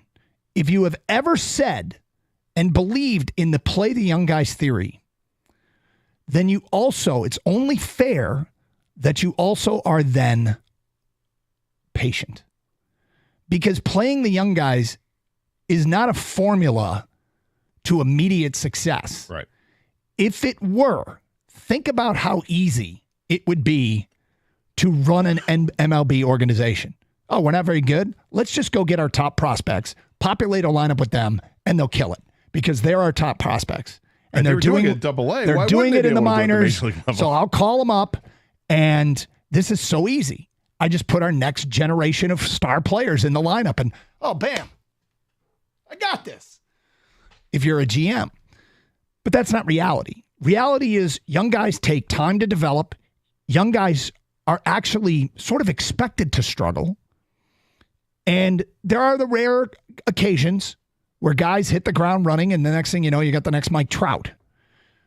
But if you have ever thought to yourself, play the young guys, and going into this season, it felt like half of their lineup was kind of young guys, although I don't know if we can include Torque and Green in that anymore. No, because they had played 2 seasons with the team, and you're expecting them to, okay, they're not quite veterans yet, but after this season, I think you can call them veterans. Exactly. But they're still in the infancy stages of what we expect to be long careers.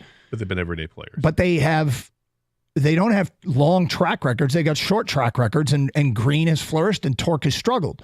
But if you've ever thought play the young guys and never felt play the young guys. And this year we're excited about them playing the young guys.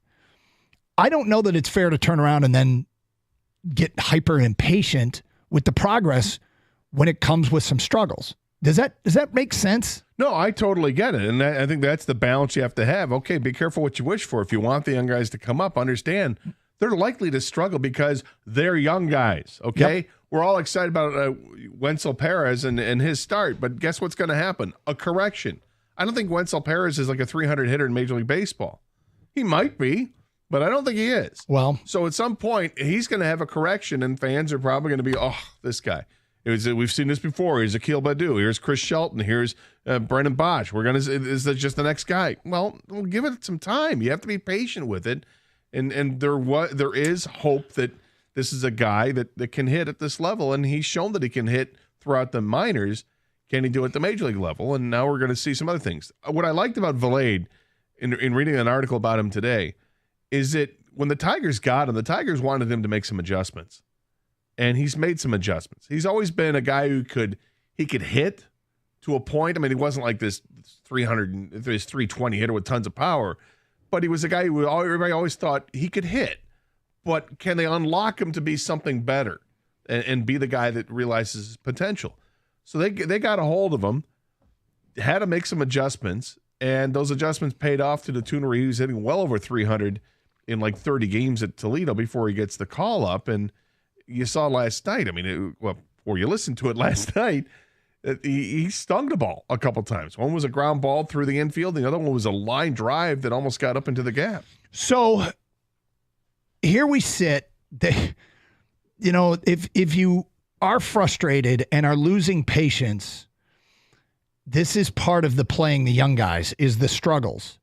And so you ask yourself, okay, this afternoon, Wednesday afternoon game, and I guess he's not ready yet, but you got to then accept if you get impatient, Gio Urshela might give you a better chance to win than Colt Keith, right?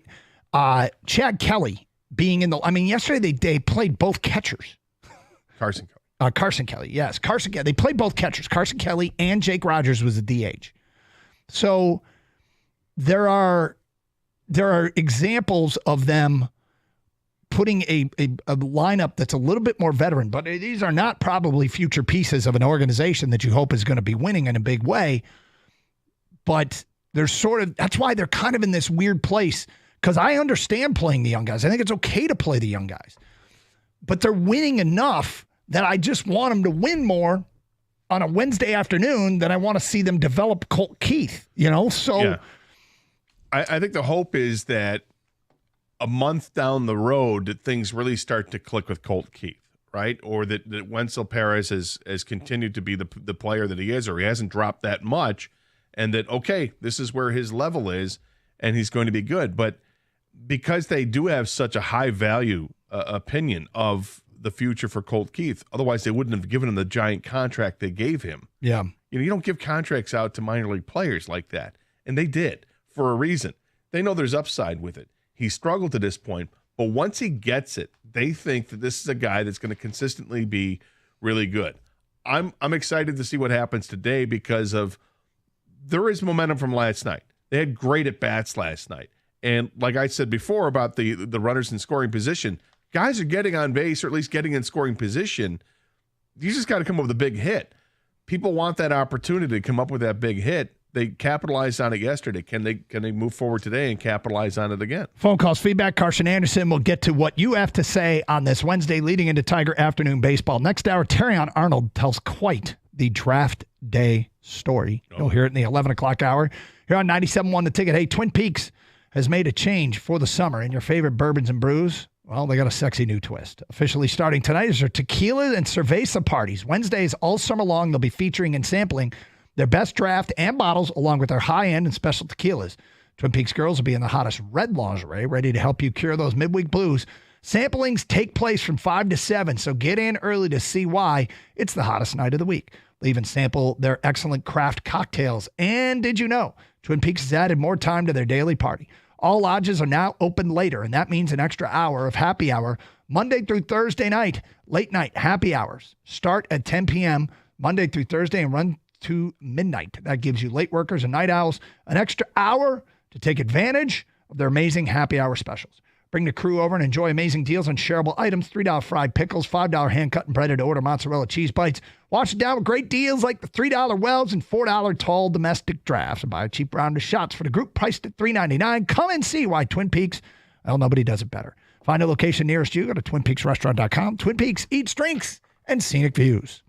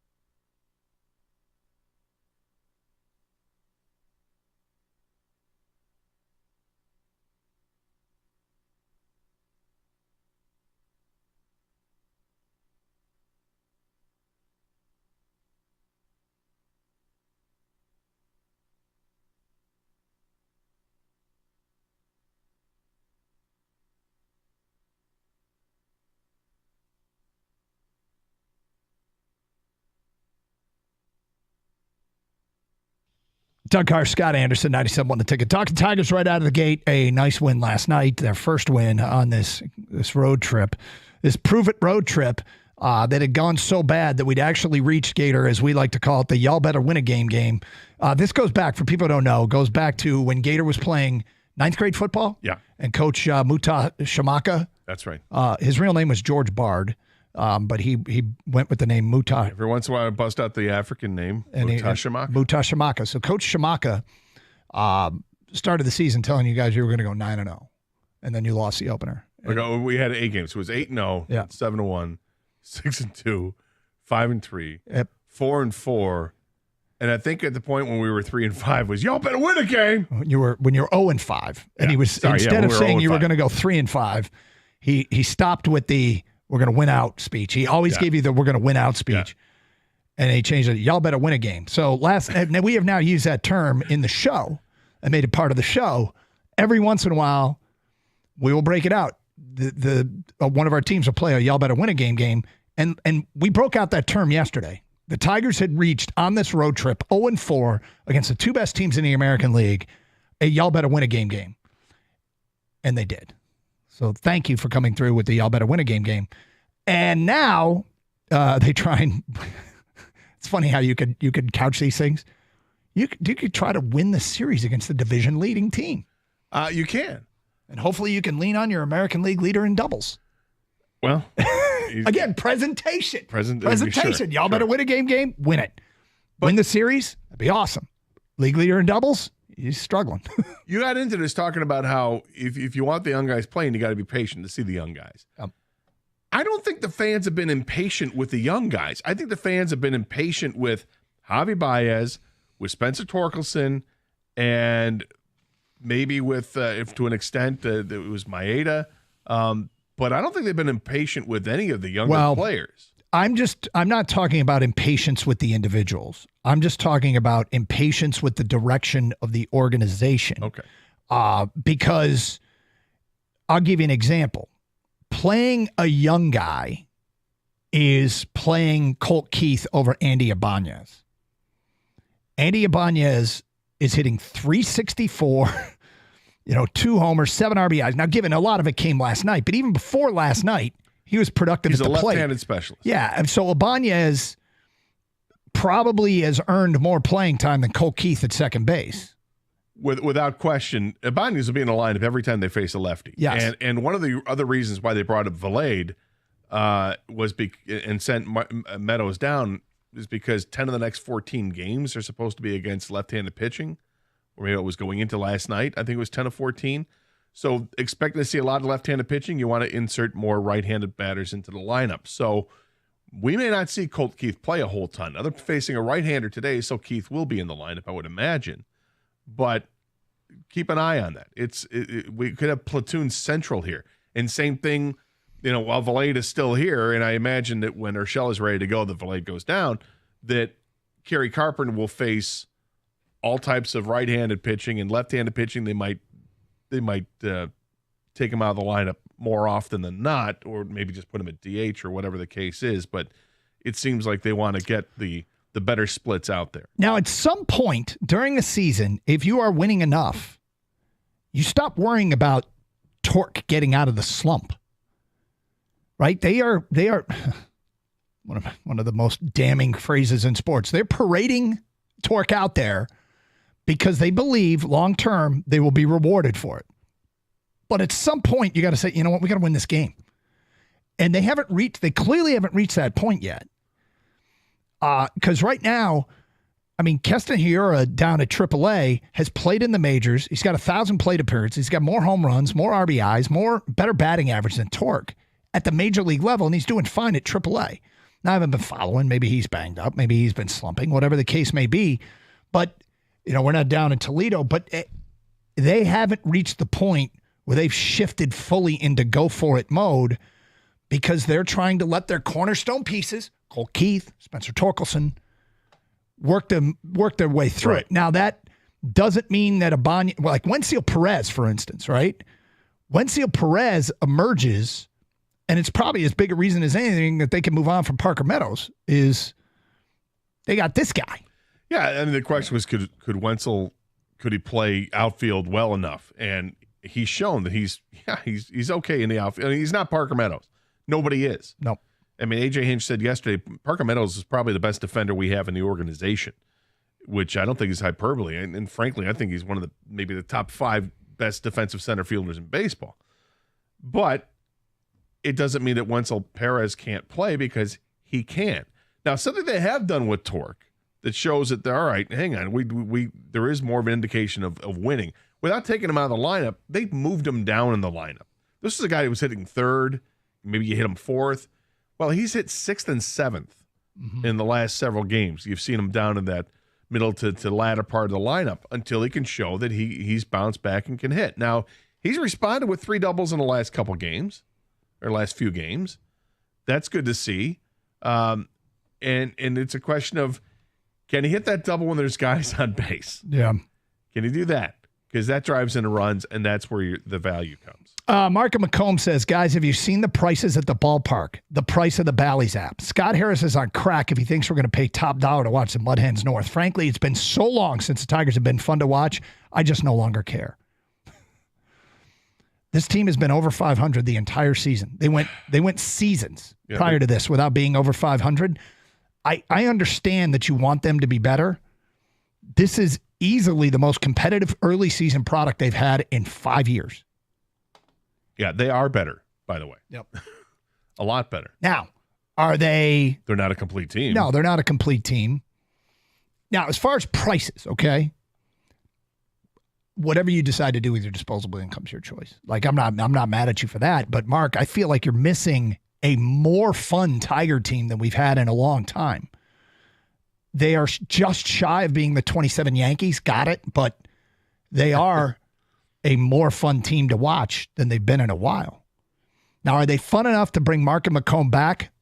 Apparently not. And by the way, Scott Harris doesn't set the prices of the Bally's app nor concessions at the ballpark. No, but I think his point is he wishes that they would spend more money on the players to put a better product out there so that you can spend the money to watch. This is from Mark in Hamburg. I've lost my patience with Maeda. This guy is starting spot in the rotation over Matt Manning. DFA made and bring up Manning. Go with the young guys over the washed-up veteran. Worth signing by Harris. Could be. I mean, he's not going to get them all right, but it could be. But there's another play, the young guys. And I look, I understand this one more than most. Maeda's been more bad than good. Yeah, I agree with that. But, the second month of the season, after he had his first start in March and got lit up for 6 runs in 3 1/3 innings. Then he went the next 19 1/3 innings. Actually, you can go with 6 more and at 25 1/3 innings by giving up 12 runs. Yep. So it was significantly better. Last night was awful. Yep. And I feel like this is what we're going to get from Maeda. You're going to get really good Maeda or you're going to get really bad Maeda. So 50-50. Unfortunately, when you signed him, it was kind of with the thought when you're slotting him into the rotation, this is your number 2? Mm-hmm. Because this is where, or 2 or 3, I guess 3 now because Flaherty is 2. And that's a problem. If that's your guy in the middle of the rotation on a team that you think is a contending team, is this guy going to be a Jekyll and Hyde pitcher? 248-539-9797, Carson Anderson. Bally's did update. They did release a statement on what's going on. Oh, did they? Yeah, we will read that statement coming up today at 10:50 here on 97.1 The Ticket. Hey, for years, I've been talking about the Connecticut water softener we had installed by CGC Water. It has so many benefits. Give them a call at 855-339-4242 or visit cgcwater.com and save thousands of dollars or more when you bundle a Connecticut Premier Softener and a Connecticut K5 drinking water system. Remember this, if you're not filtering your water, you are the filter. Don't be the filter. Save 10% off a Navien tankless water heater when you let CGC Water Treatment and Plumbing take care of your plumbing needs. CGC Water, your authorized independent Connecticut dealer, 855-339-4242.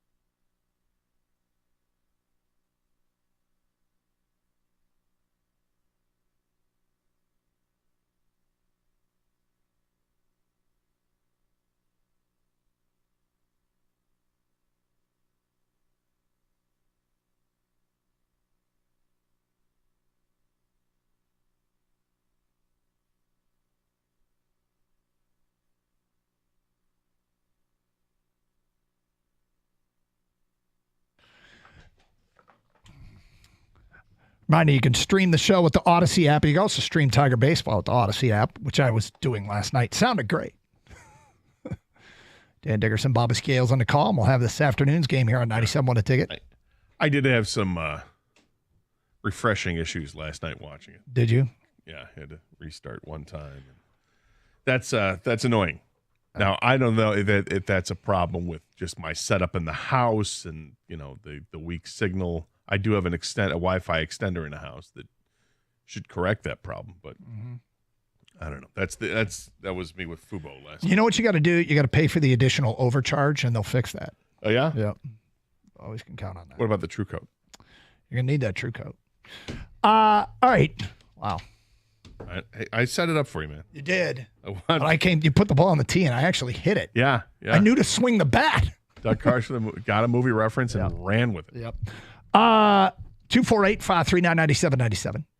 Here's the feedback coming into the Carson Anderson inbox regarding the Detroit Tigers. The Tigers are not fun to watch. Trust me, I'm watching. It's boring baseball. It's from an unnamed texter.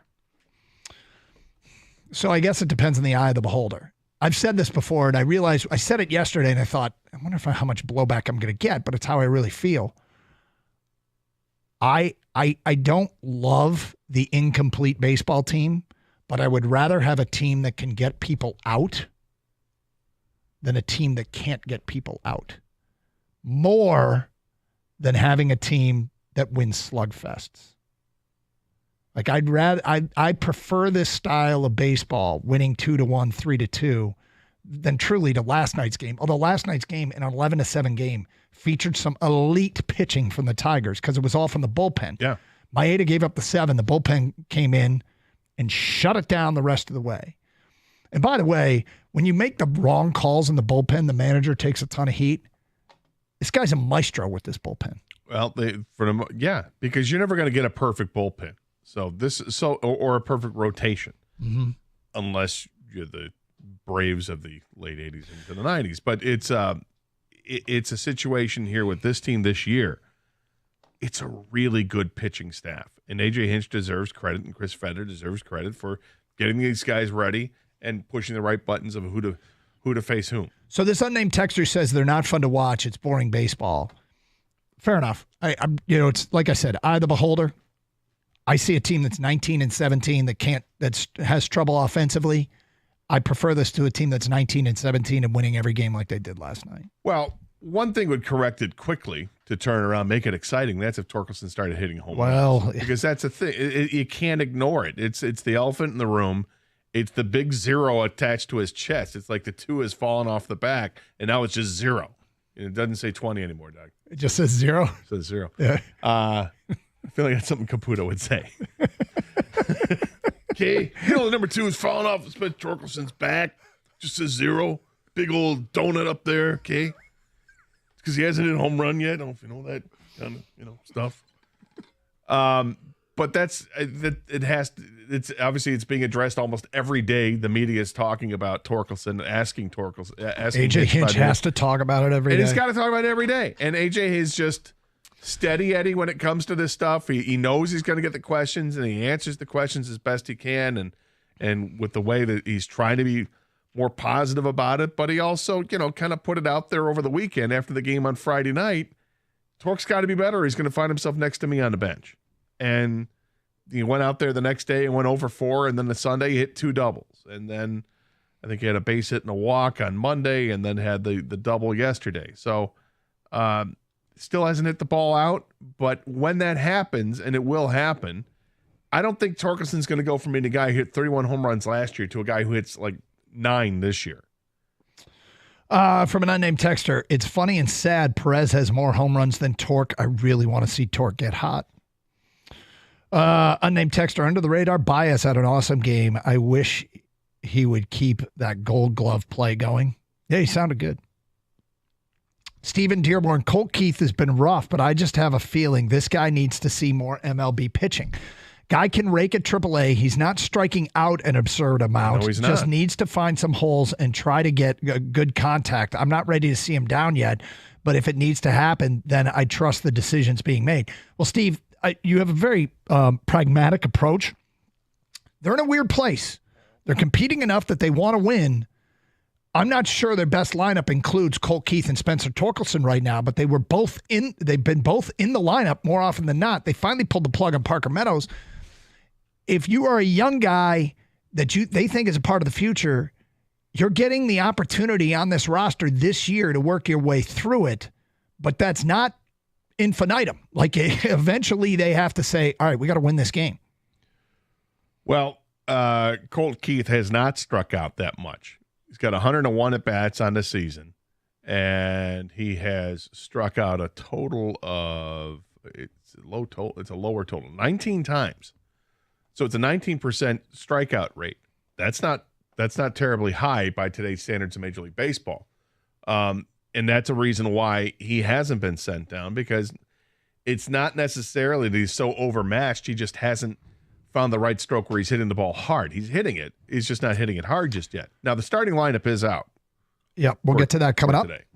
One more here. Being better than the last 5 years is a low bar to clear when you're $60 million under the average MLB payroll and the AL Central is such garbage.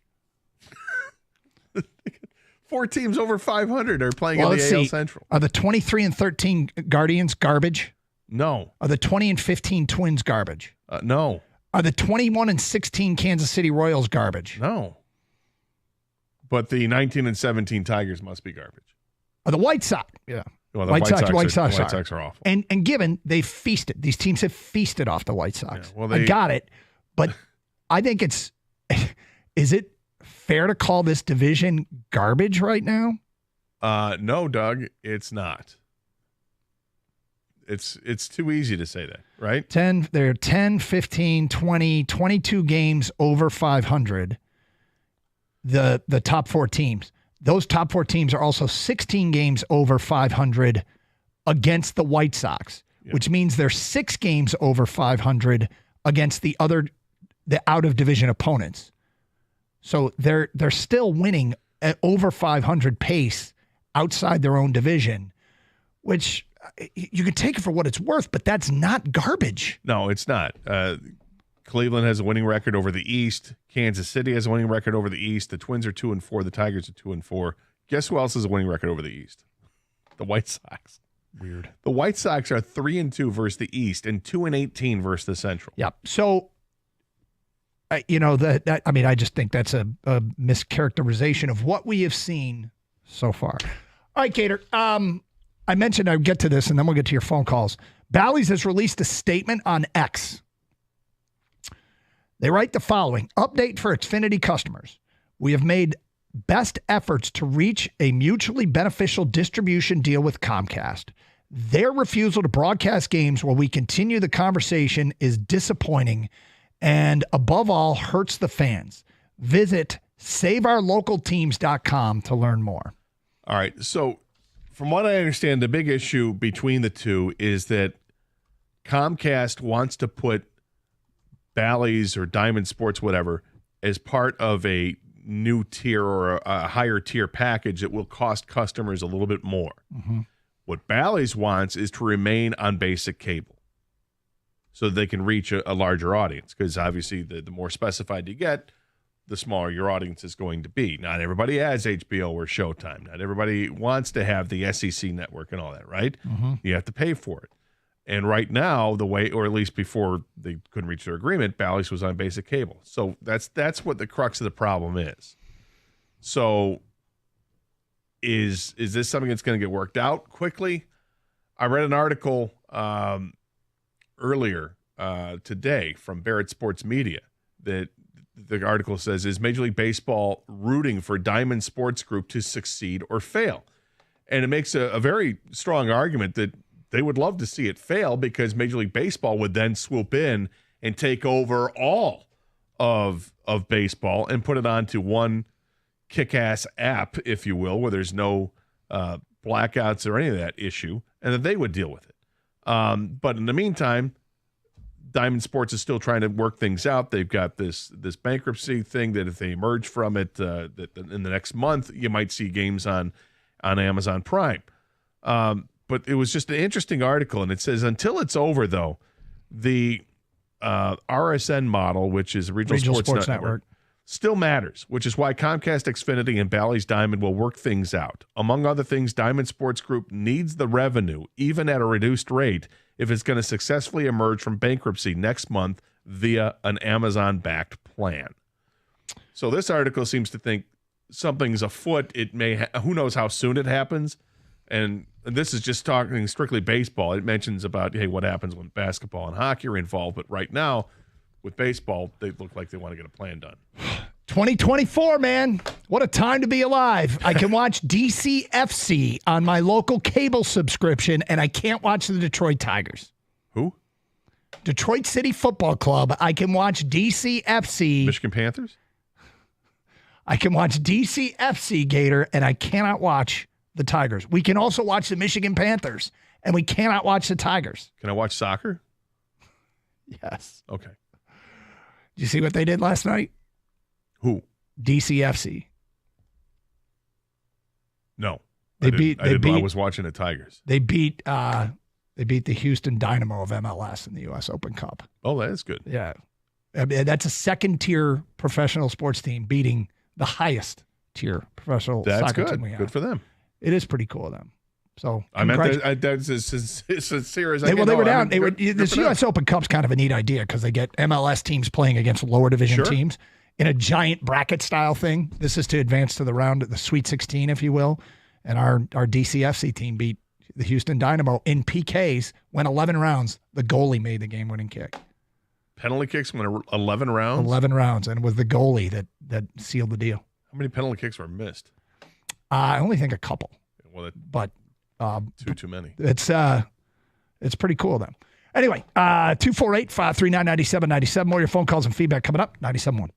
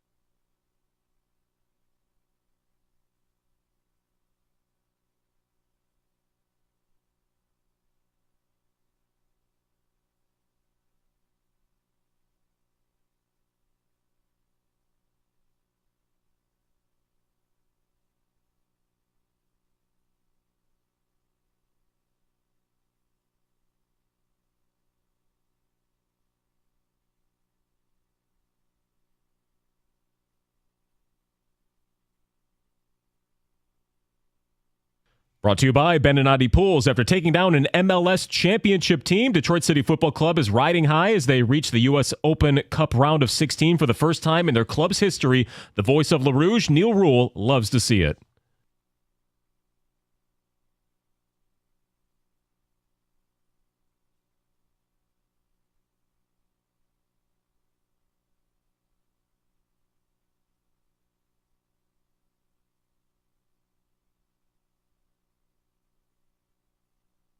Their opponent in 2 weeks will be determined tonight as Indy and San Antonio play for the right to face Detroit City in the next round. After a sluggish start, the Tigers now have an opportunity to win another series. A rubber match in Cleveland will be today's matinee down at Progressive Field. It'll be Reese Olson starting the game, and Tanner Bybee will be on the mound for the Guards, a sub-3 ERA but an 0-4 record for some reason. The Tigers will try to build on those 15 hits and 11 runs from last night's breakout performance. Dan Dickerson will have the call right here on 97.1 pregame at 12:45. Also, be sure to mark your calendars on Sunday, May 26th. That game moved up from 1:40 p.m. to 11:35 a.m. to be carried nationally and maybe streaming. Be aware of any change if you've got tickets versus the Blue Jays downtown. From the Corewell Health Sports Desk, I'm Chris Villar. For more, go to 97.1 The Ticket and Odyssey.com.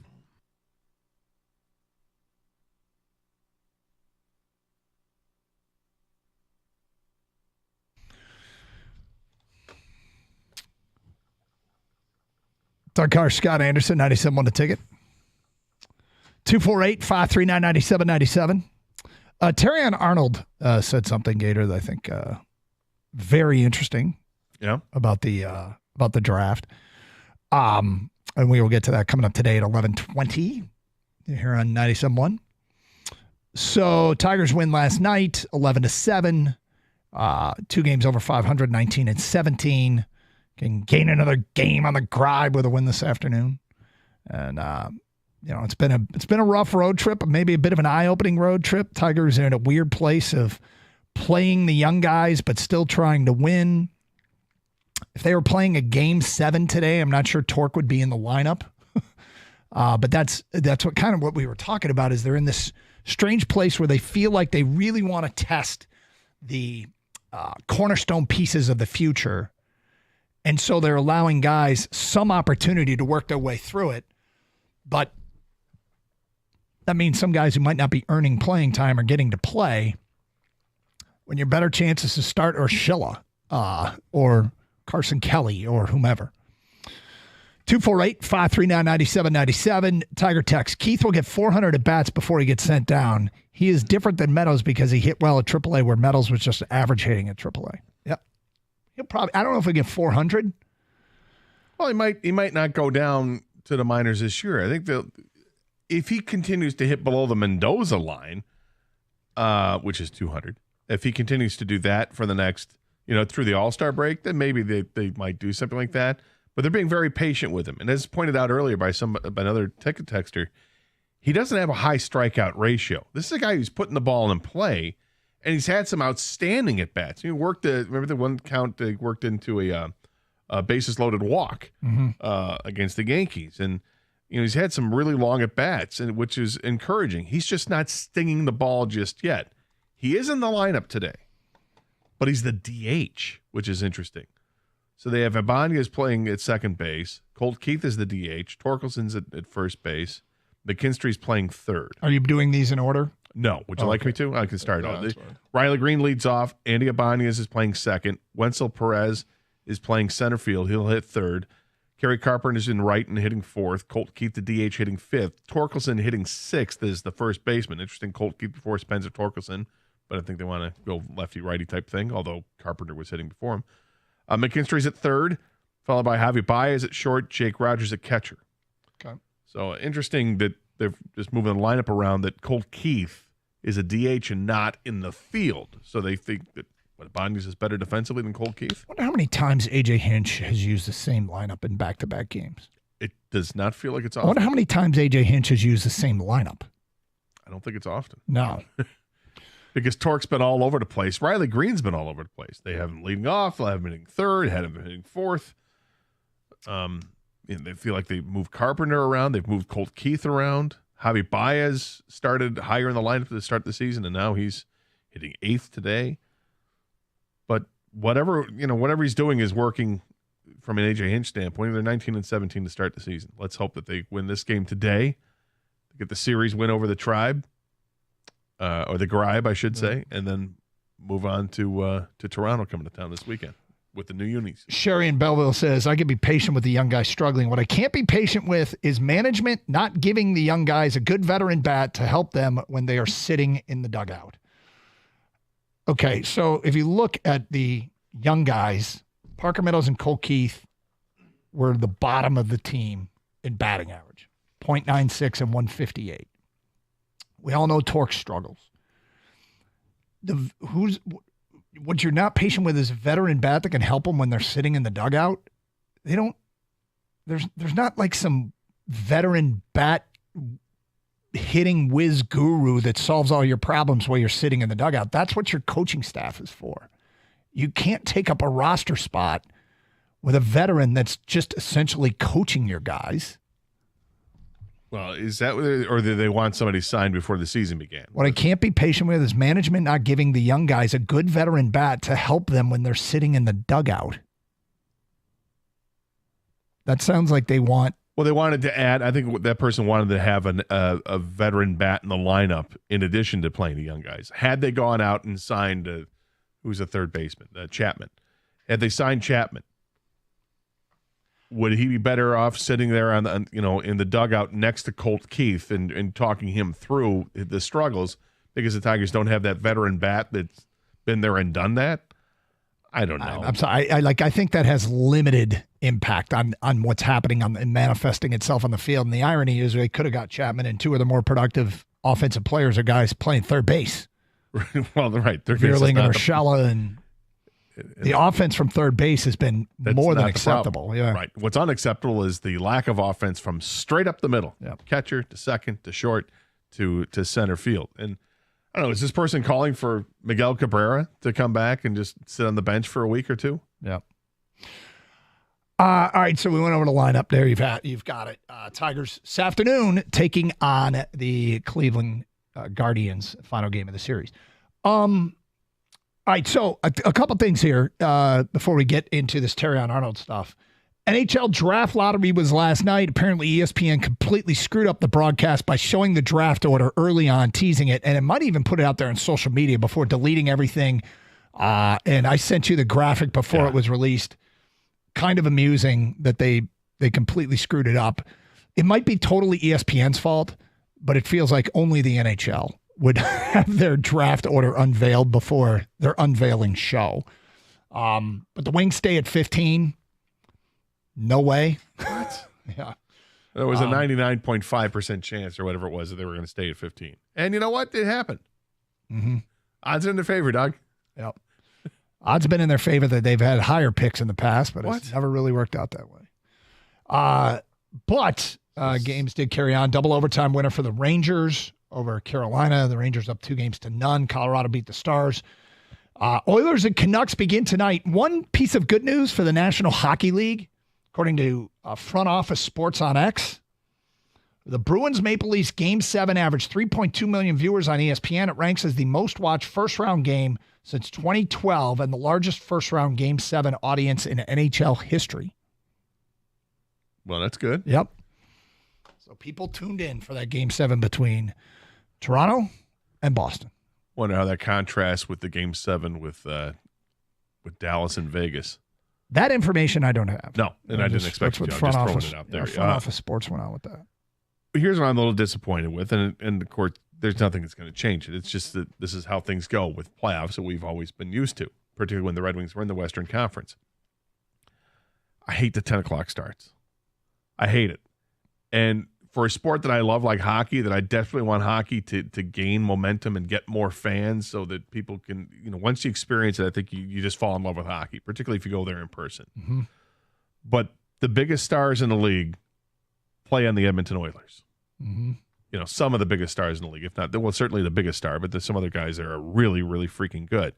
Vancouver is an awesome team as well. This series is going to be a West Coast starting series at 10 o'clock, all games starting at 10 o'clock basically until you get to the weekends. And it's unfortunate because this, I think, has a potential to be one of these showcase series that if everybody got a chance to watch it, they might just fall in love with hockey. I mean, this has been a problem forever with all sports, not just hockey, but the NBA too.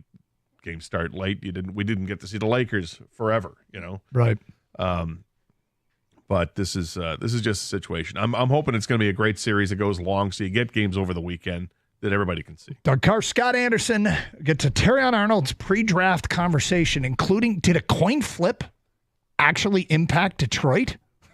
We'll get to that at 11:20 here on 97.1. Well, these days it can be really hard to find reliable service. Trust me. So I'm going to tell you about a great company where I had awesome service, okay? My garage doors would give me a problem about a year ago. I called Precision Garage Door, and they came out, took a look, and said, okay, well, at some point you're probably going to have to replace them, but for right now, we can service them and help you out. I said, that's awesome. They gave me a bunch of different options. Jeff walked me through everything I had to deal with, and frankly, the service was stellar. Daryl and his whole team, they were so easy to work with, and I'm very glad that I called Precision. So if you want your garage door done right, do what I did. Call Precision Garage Door today at 1-800-DOOR-REPAIR, or you can visit precisiondoormi.com to schedule an appointment.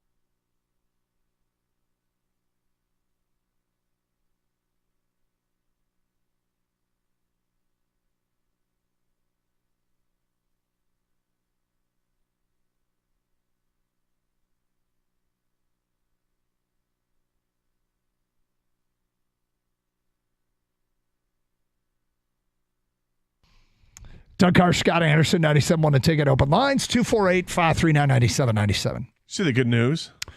I've seen a lot of good news, but Buffalo is now going to stud. Good for Buffalo. Yeah. Yep. Kind of let us down in the Derby the one year, but Right. yeah. But hey, going out to stud. I also want to bring up something. Kang, I'm sorry. I apologize. You wanted to say No, something? I was just going to say it was surprising it's not Big Dong that would do that. Yeah. It was Big Giant Dong. Oh, sorry. It's from Dr. Ming Ing. Big Giant Dong. Well, D.O. My being It Dong. was only appropriate the Big Giant Dong scratched at the Derby. Well, it was, D.O. for doctor and N.G. is Ing. That's how they got the name, Dr. Ing. But Dr. Ming Ing. Yep. Dong got scratched. So Every morning. the video we were talking about yesterday from the Gunna show Monday night at the Fox, where you could see the balcony level or the mezzanine level or whatever it's technically called, the second or third tier of seats at the Fox, bouncing. It was bouncing. And look, there was all kinds of discussion. We were discussing cantilevers yesterday here on the program and how safe this was. We love engineering. Yes. And I got up this morning, I'm on Twitter, and all three over-the-air local, the big three, I guess, Channel 2, 4, and 7, all did stories about the balcony bouncing at the Fox and how and people saying, yes, it's safe. Just did an inspection. It was bumping. It's all part of the engineering. It's all safe. But this, I tell you what, between the Gothic architecture and the green lighting of the show, it really looks like a movie scene, like moments before a tragedy. Right. I love the Fox Theater, man. I do too.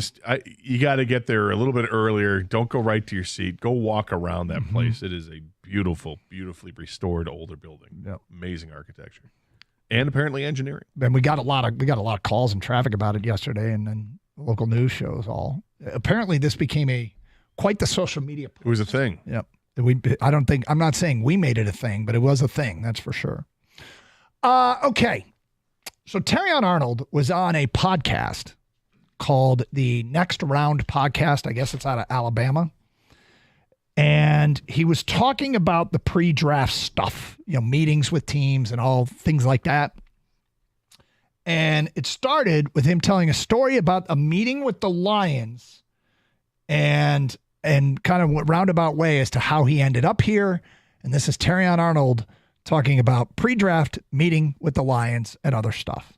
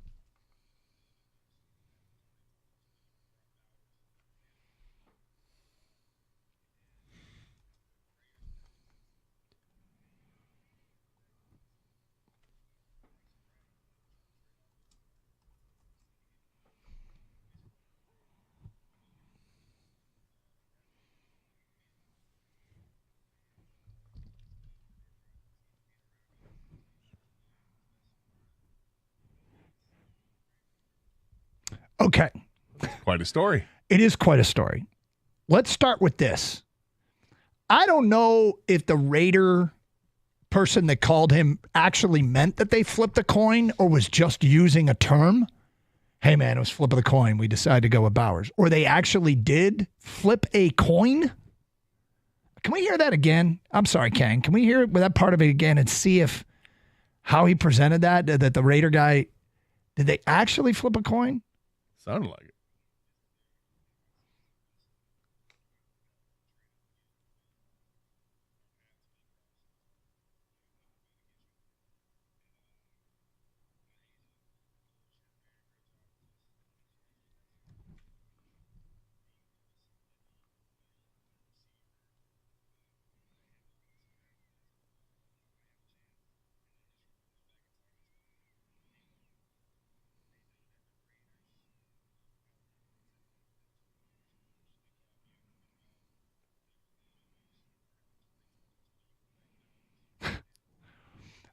Okay, stop. And it landed on him. We actually had a coin toss. Now, if I were a Raider fan, I would be, if we were doing the show in Vegas, I'd be like, okay, let's see some clarification. Did they really flip a coin?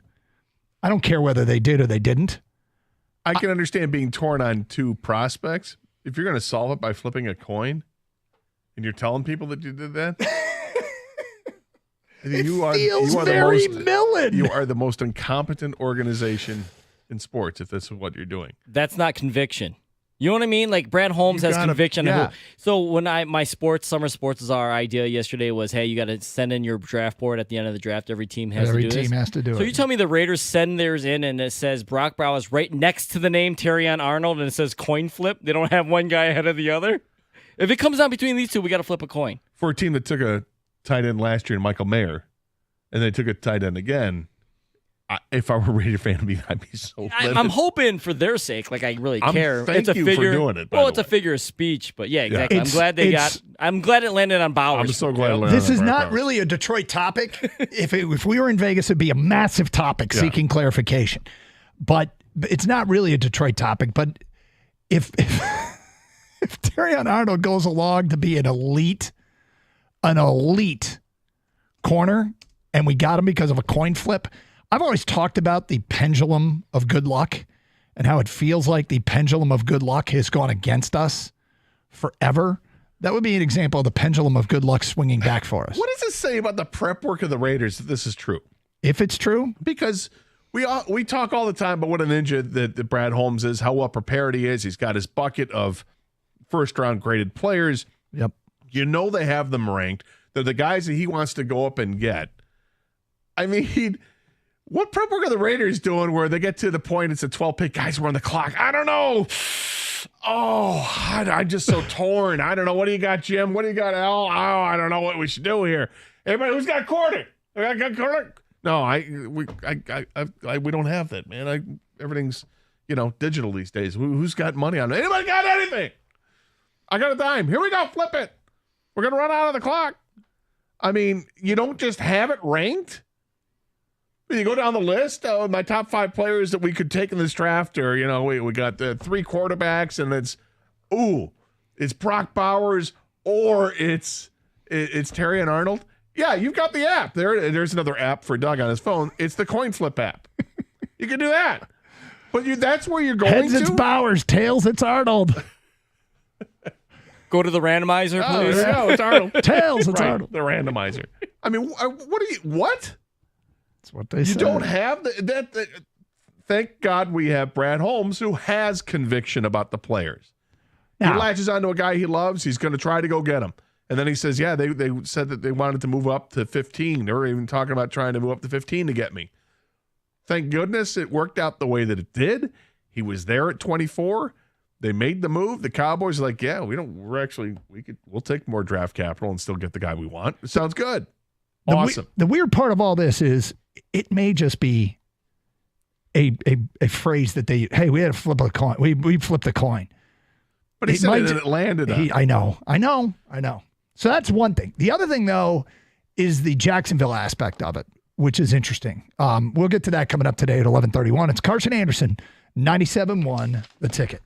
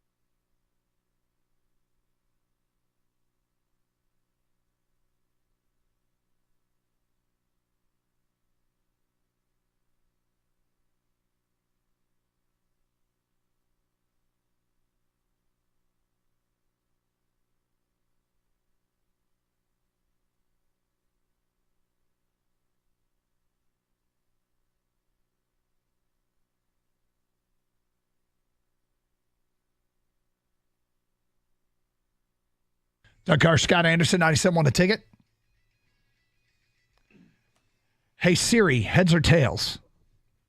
It's tails this time. Brock Bowers. Brock Bowers it is. Can you ask Siri Brock Bowers or Terrion Arnold? Hey, Siri, Brock Bowers or Terrion Arnold? Here's what I found. Okay. No, you really didn't find much, did you, Siri? Hey, Siri, what's my name? It's Doug Karsh. Thank you. My pleasure. No. Very nice. Oh, hold on. You buried the lead there. There's a real relationship there with Siri. Now we know That's why right. Doug was on the couch last night. Yeah, her pleasure. It was 2 nights ago. 2 nights ago. It wasn't last night. Oh, It you was back in the 2 bedroom? nights ago, Did yeah. you make your triumphant return Yeah. back to the bedroom? I sure did. Yeah. Honey, I'm back. Oh, great. My pleasure. And I brought Siri with me. You into three? Ask her anything. You into threesomes? Jeez. Hello. Okay. Have you ever done? Have you ever asked Siri unsavory questions? No, and I'm not going to do it live on the air. Well, of course not. But I was. Well, maybe you could. But just curious. It sounds like a dangerous game we'd start playing. Yeah, get trackers on your phone. Yeah. Next thing you know, This is not going to go. Suggestion for really strange porn. Like, what am I doing? I just got a text message. What's this? Siri's now texting From me. Siri? Yeah. No, I had a delivery. It was delivered. Oh. Don't talk about her life outside of work. Cabs are here. All right. So we were talking about this Terrion Arnold thing from his interview on the Next Round podcast down in Alabama. And he mentioned that the Raiders told him they flipped the coin and it landed on Brock Bowers. So he didn't go to the Raiders. We have to revisit draft night. The Raiders were picking 13th. He did not go to the Raiders at 13th. So then he said the Lions thought they had to trade ahead of Jacksonville. And they were looking to get to 15 or 16 to take Terrion Arnold. And Jacksonville, turns out, traded out of 17 with Minnesota, who moved up to take Dallas Turner. But when Jacksonville moved back, they moved back to 23. The Lions were sitting there at 29. And I'm going to guess here, when Jacksonville passed at 23, they had their holy crap, we can get a moment.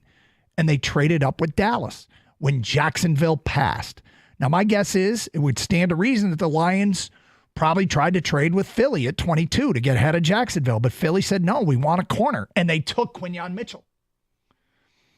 So Jacksonville's picking at 23. The Lions are convinced that Terrion Arnold's going to Jacksonville because they told Terrion that they were going to try to trade up, or he was under the belief that they were trying to trade. I shouldn't say they told him, but he was under the belief the Lions tried to trade ahead of Jacksonville at 17. So they probably tried to trade ahead of Jacksonville at 23. He didn't go at 22. And then when Jacksonville passed, the Lions called Dallas and was like, we got to get our guy. And they went and got Terrion Arnold. Now, Gator. Kang, did we find the reaction? I'm sorry. Okay, so he gets drafted by Detroit at 24. And he gets up on the stage and he's so fired up.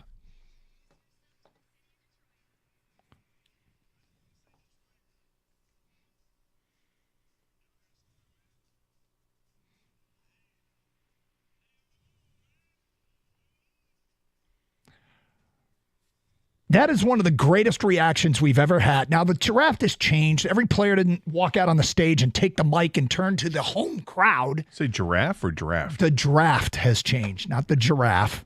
The giraffe is Still the same. undefeated. Yeah. Don't worry, Doug. Don't mess with the giraffe. Leave it alone. I learned the hard way. Actually, I learned probably pretty easy instead of actually fighting a giraffe. Long story short, though, back on track. The draft has changed. He's on a stage in the town. He couldn't have said anything that was just absolutely dripping with delight and pleasure that he was a Detroit Lion, right? Right?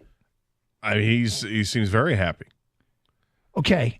He was projected to go 7, 8, 9, 10, 11, 12. Like he was going to be. He was going to be one of the, I would imagine, one of the top 3 or 4 defensive players taken in the draft.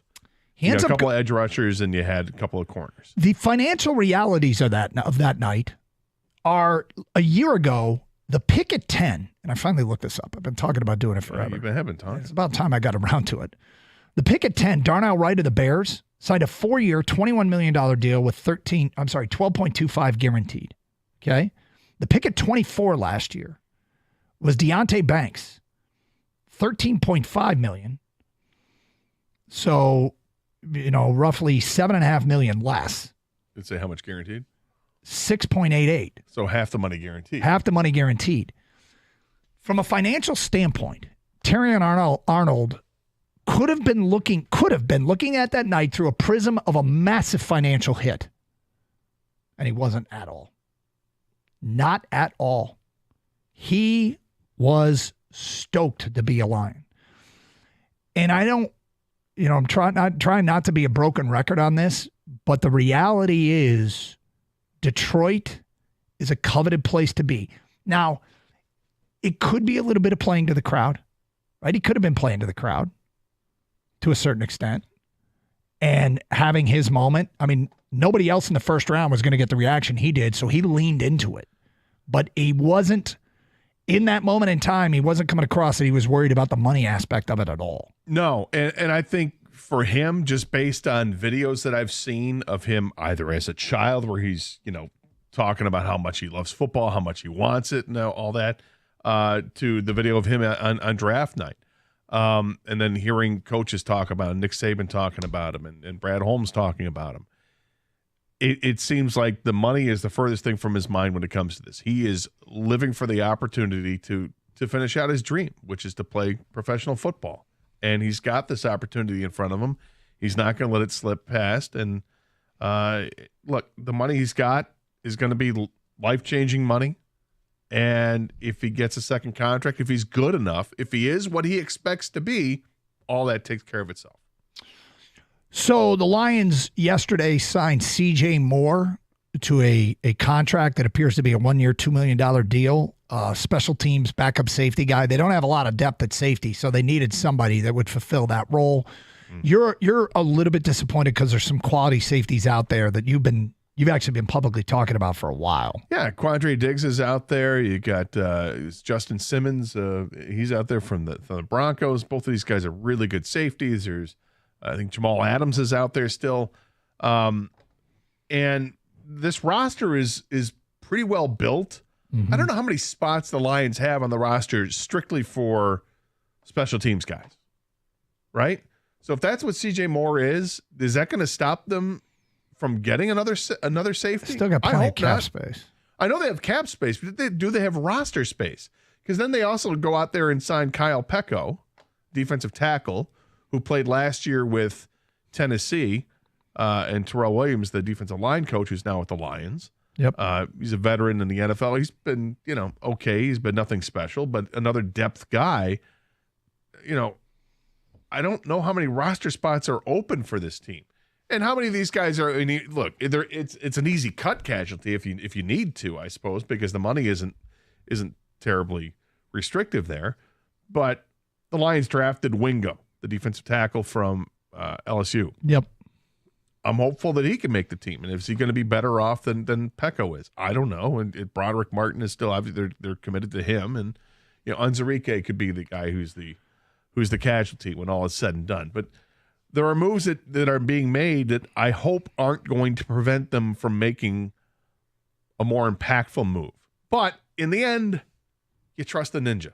So, yeah, Terrell Williams has a relationship, obviously, with Peko last year in Tennessee. He played about 30% of the Titans snaps. This is a veteran that can play in the league. And we've heard and read great things about Terrell Williams. I always feel like when new assistant coaches are brought in, you don't have to look very hard before somebody's saying what a great hire that is. Doesn't matter if it's the college level or the pro level. Somebody somewhere likes that guy and is going to sing the praises of that guy if you seek it out. But Williams, we've heard that he might be amongst the best defensive line coaches in the league. If he wants Peko, then I want Peko. This is where I'm at right now. But this is a guy you hope is just spelling your star players. But having a veteran, I would call this DJ Reader insurance. Does that make sense? DJ Reader insurance. I guess. I mean, again, It makes because more sense to have a guy that played 30% of his team snaps as that insurance than Mekhi Wingo, a 6th-round pick. Sure. Yep. And we'll see. We'll see who gets to play, how often they play, who makes the team, and who doesn't make the team. 248-539-9797. Phone calls, feedback. It's Carson Anderson, 97.1 The Ticket. Hey, the NBA playoffs have tipped off. It's not too late to get in on the action with FanDuel. Because right now, new customers get $150 in bonus bets with any winning $5 bet. That's $150 to use on same-game parlays, live bets, championship futures, and so much more. There's no better place to bet on the action in the playoffs than America's #1 sportsbook. Just go to FanDuel.com/Doug to get started. That's FanDuel.com/Doug. FanDuel is the official sports betting partner of the National Basketball Association. Must be 21 or over and present in Michigan. First online real money wager only. $10 first deposit is required. Bonus issued as non-withdrawable bonus bets, which expire 7 days after receipt. Gambling problem? Call 1-800-GAMBLER.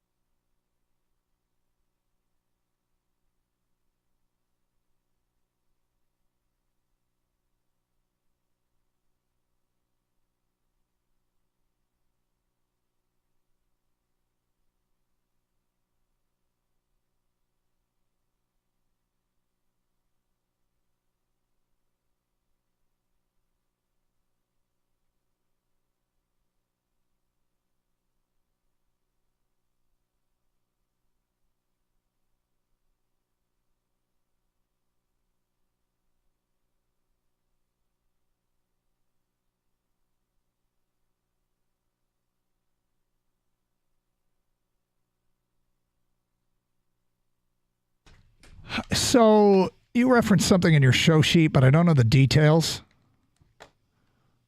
What the hell did Rashee Rice do now? I just think he's got some issues with. Now there's rumors that he got in a fight, I believe. He's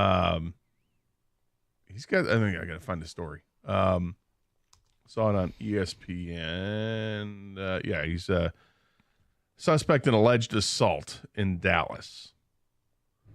Okay. So this continues on with the issues with the car accident, the racing on the Dallas freeway, and he follows that up now with being. Well, they're either investigating. Police there are investigating. He's a suspect in alleged assault. Man, first of all, I have no vested interest in the Kansas City Chiefs or their wide receiver room. I guess in some ways, I hope any team that the Lions are competing with, I don't wish them good luck.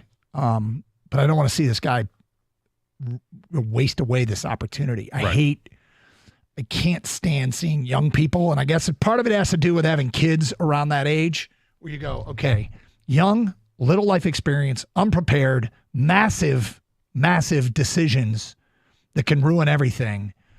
And you get the sense that Rashee Rice is just peeing away an opportunity to have, this great life. But some people just aren't equipped to get through life without allegedly creating issues. Well, the car accident is certainly some really dumb decisions. Going 119 miles an hour, and you've got two cars that are, chasing each other down the freeway or whatever, that you rented both cars or whatever the case is, resulting in a 6-car crash. Not good. And there's lawsuits from that, from a couple people there that have filed like $1 million lawsuits because of injuries and someone claiming disfigurement. And, we'll see where that ends up going. I imagine that gets settled. But, he's got that. And then there's this story of an alleged assault that took place at a Dallas nightclub earlier this week. Of course, let it play out and see what the investigation leads and what ends up happening here, if he's going to get charged or not. I mean, because there's another side to it. Athletes get targeted too. Yep. So we'll let it kind of simmer a little bit and find out what happens here. But it's not a good start. It's not a good start for Rashee Rice. All right, I just saw something on the socials that cracks me up, because in the last year, again, my kids have had they don't always make great decisions. They sometimes are careless with stuff. And it seems like kids are more victims. They've been more victims lately than I have. And it always makes me question, because my kids claim things got stolen. Things got stolen. I like to say, oh, my phone got stolen. My AirPods got stolen. And you may recall the one day we were doing the show, and one of my kids had told me that their AirPods had been stolen. I did the Find My feature. You remember this? And they were out south of Jackson in like Napoleon. And I had the house. I had it down to a house on a rural road. And I'm like, should I roll up? Yeah, and everyone's like, you're not a roll-up kind of guy. I'm not a roll-up kind of guy. But I was like, every once in a while, you've got to step up. And I was like, I might roll up here. To just go, hey, look, my AirPods have tracked to your house. I would like them back, please. If you just hand them over, there won't be any issues. And then the next thing you know, I'm, victim of a homicide, but over some AirPods. If you hand them over, that'll be the end of it. And but then if you don't, I think it was my daughter's phone got stolen at what's the big concert they have in Chicago every summer? Lollapalooza? Yes. She was at Lollapalooza, and her phone got stolen, and it showed up in a neighborhood in southeast Chicago. And I was like, well, I'm not rolling up there. I'm not driving to Chicago. I'm going to southeast Chicago to find the phone. Just, What's the opposite of roll up? Roll down? Yeah. That's what you should be doing. I rolled away. Roll away. Yeah. I rolled away. Roll away. So I just saw this on social media. I don't know how it ended up on our feed, but a guy named Billy, my stolen Apple AirPods have made it all the way to Iraq now. He's tracked them to Najaf, Iraq. I do. Military? Could be, but I do find this to be fascinating that someone can steal your stuff and you can track it yourself now. And you'd think in some ways that would serve as a deterrent to the thieves, but then again, the thief probably isn't making the greatest decisions. But have you ever tracked your stolen stuff? And either I guess there's a few things you could do. You could roll up, which is probably not a great decision. You could call the authorities, which I remember when this came up before, somebody said the authorities are going to tell you those tracking systems aren't exactly accurate. We can't just roll up to a house when it could be, could be all around, or you could just let it go. I was going to say, it depends on, how much you really want the item, the cost of the item. I mean, if you're a cop and you're being, and somebody like you comes up and says, hey, I got this app and it's showing that somebody in South Lyon has my iPod or my earbuds or whatever. It was Napoleon. But yes, it doesn't matter. Yeah. I mean, if I'm a cop, I'm like, really? Is this what you want me to investigate? Going to go for this? Mm-hmm. It's different if it's a car, right? Yep. Or if it's, hey, I haven't heard from my wife in 5 days, but I do have a tracking and it shows tracking device. I know where she is. There are things that are far more important. Microchip in my wife's skull, and I know exactly where she is. Well, I was referring to a phone or something that could track it. Phones are expensive, though, Gator. They can be. Yeah, no, phones can be, right. But I'm just saying for like earbuds or something like that, I'd be like, really? But no, phones are, the actual cost is what, over $1,000? Yeah, whether, I guess anything, you can decide anything that has stolen from you, you want it back. The value is one thing, but just sort of the intrusion is disturbing. But I guess I don't know if I like this or not, because I'm clearly not going to do anything about it. Look, and this didn't happen to me. I just think it's funny that my man tracked his AirPods to Iraq.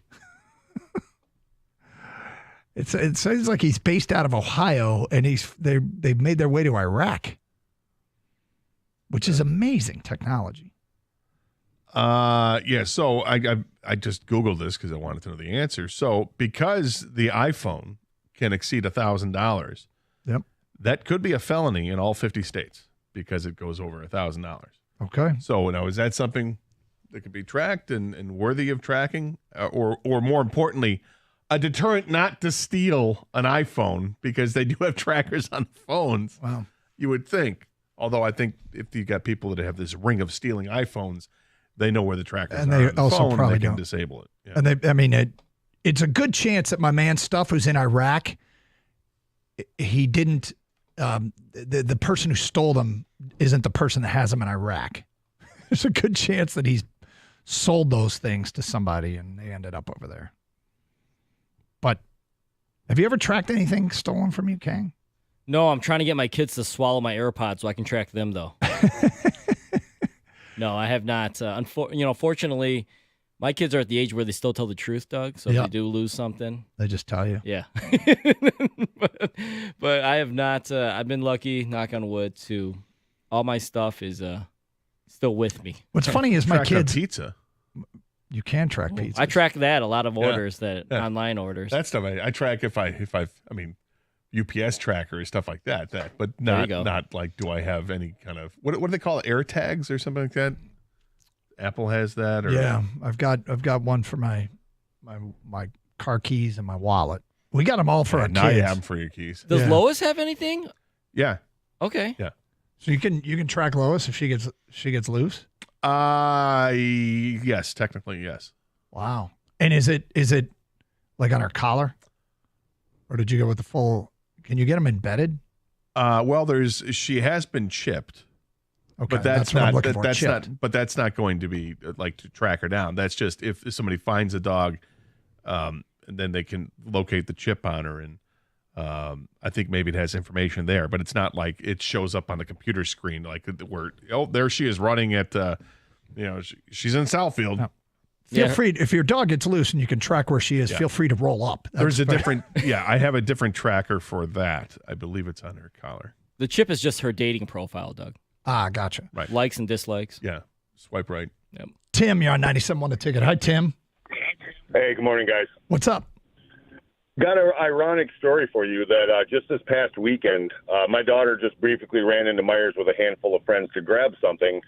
And when she returned to the car had been obviously ransacked. Stolen was all of her items, glasses, etc., wallet, everything. Also, there were a pair of earbuds in her purse that they stole. She cried, come home, and I asked her if there was a way to track them.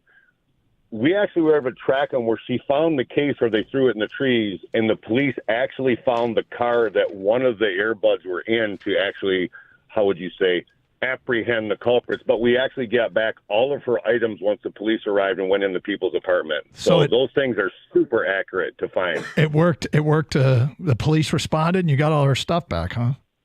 Yeah, well, the guy who took them, when I think he was smart enough when he did see it, he threw them in the trees. But like all criminals, not always the brightest, he threw them in the trees right across from his apartment. So we all know, hard to put the pieces together. We all know if you get a free pair of AirPods, what you should do is go to Iraq. Thank you for the phone call, Tim. 248-539-9797. Hey, it's summertime in Detroit, and that means our baseball team. Full swing. Pick up your favorite Stoli vodka flavor and pair it with refreshing lemonade to enjoy while you watch. Make it the summer of Stoli. Celebrate with a Stoli blueberry and lemonade. Or maybe try a Stoli vanilla espresso martini. No matter what your drink of choice is, remember Stoli for your premium vodka. Whether it's at a game or in your backyard patio, rooting for your favorite player to hit a home run, Stoli Vodka's got you covered. Pick up a bottle of Stoli Vodka today. And as always, Stoli asks that you please drink responsibly.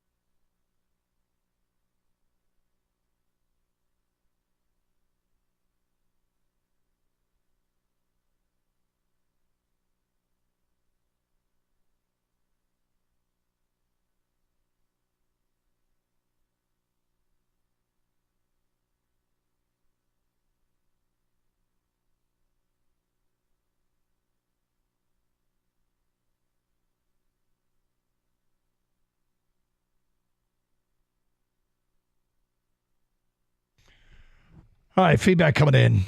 I was laughing because somebody posted on Twitter that they had some AirPods stolen, and he tracked them with the Find My app, and they were in Iraq.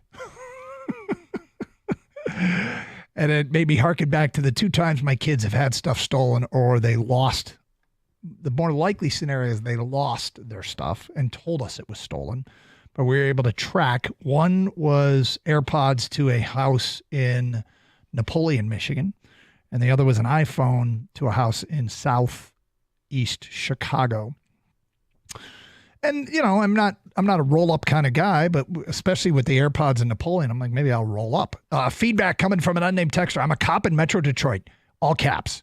Do not roll up when tracking your stolen stuff. Recently investigate a guy who got shot rolling up on a stolen phone. It's not worth it. You never know what's on the other side of that door when you knock. No, you don't. Yeah.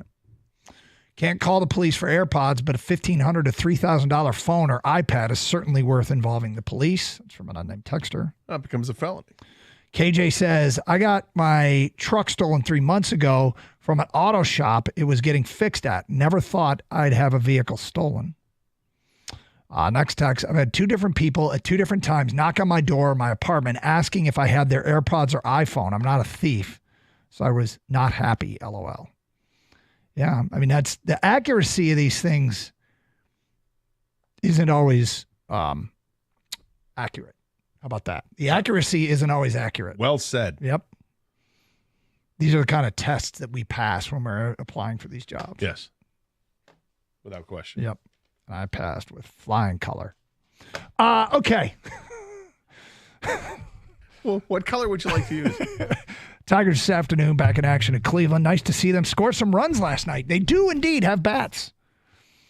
They don't use them quite frequently enough, but they do have bats. 11 runs they scored last night, and it kind of scored all throughout. Cleveland did all their damage off starter Kenta Maeda, and I don't know what steals the headlines here. The 11 runs for this team or the bullpen going 7 innings, 3 hits, and no runs allowed. What work by the bullpen. Incredible. Really was. I mean, 7 shutout innings is fantastic. And a game that started off looking like it was going to be one of these 15-13 games. It got tied at 7, and I'm thinking first team to 10 wins. Mm-hmm. And then the Tigers bullpen says, yeah, you know what? 7's enough. We're not going to give up anymore.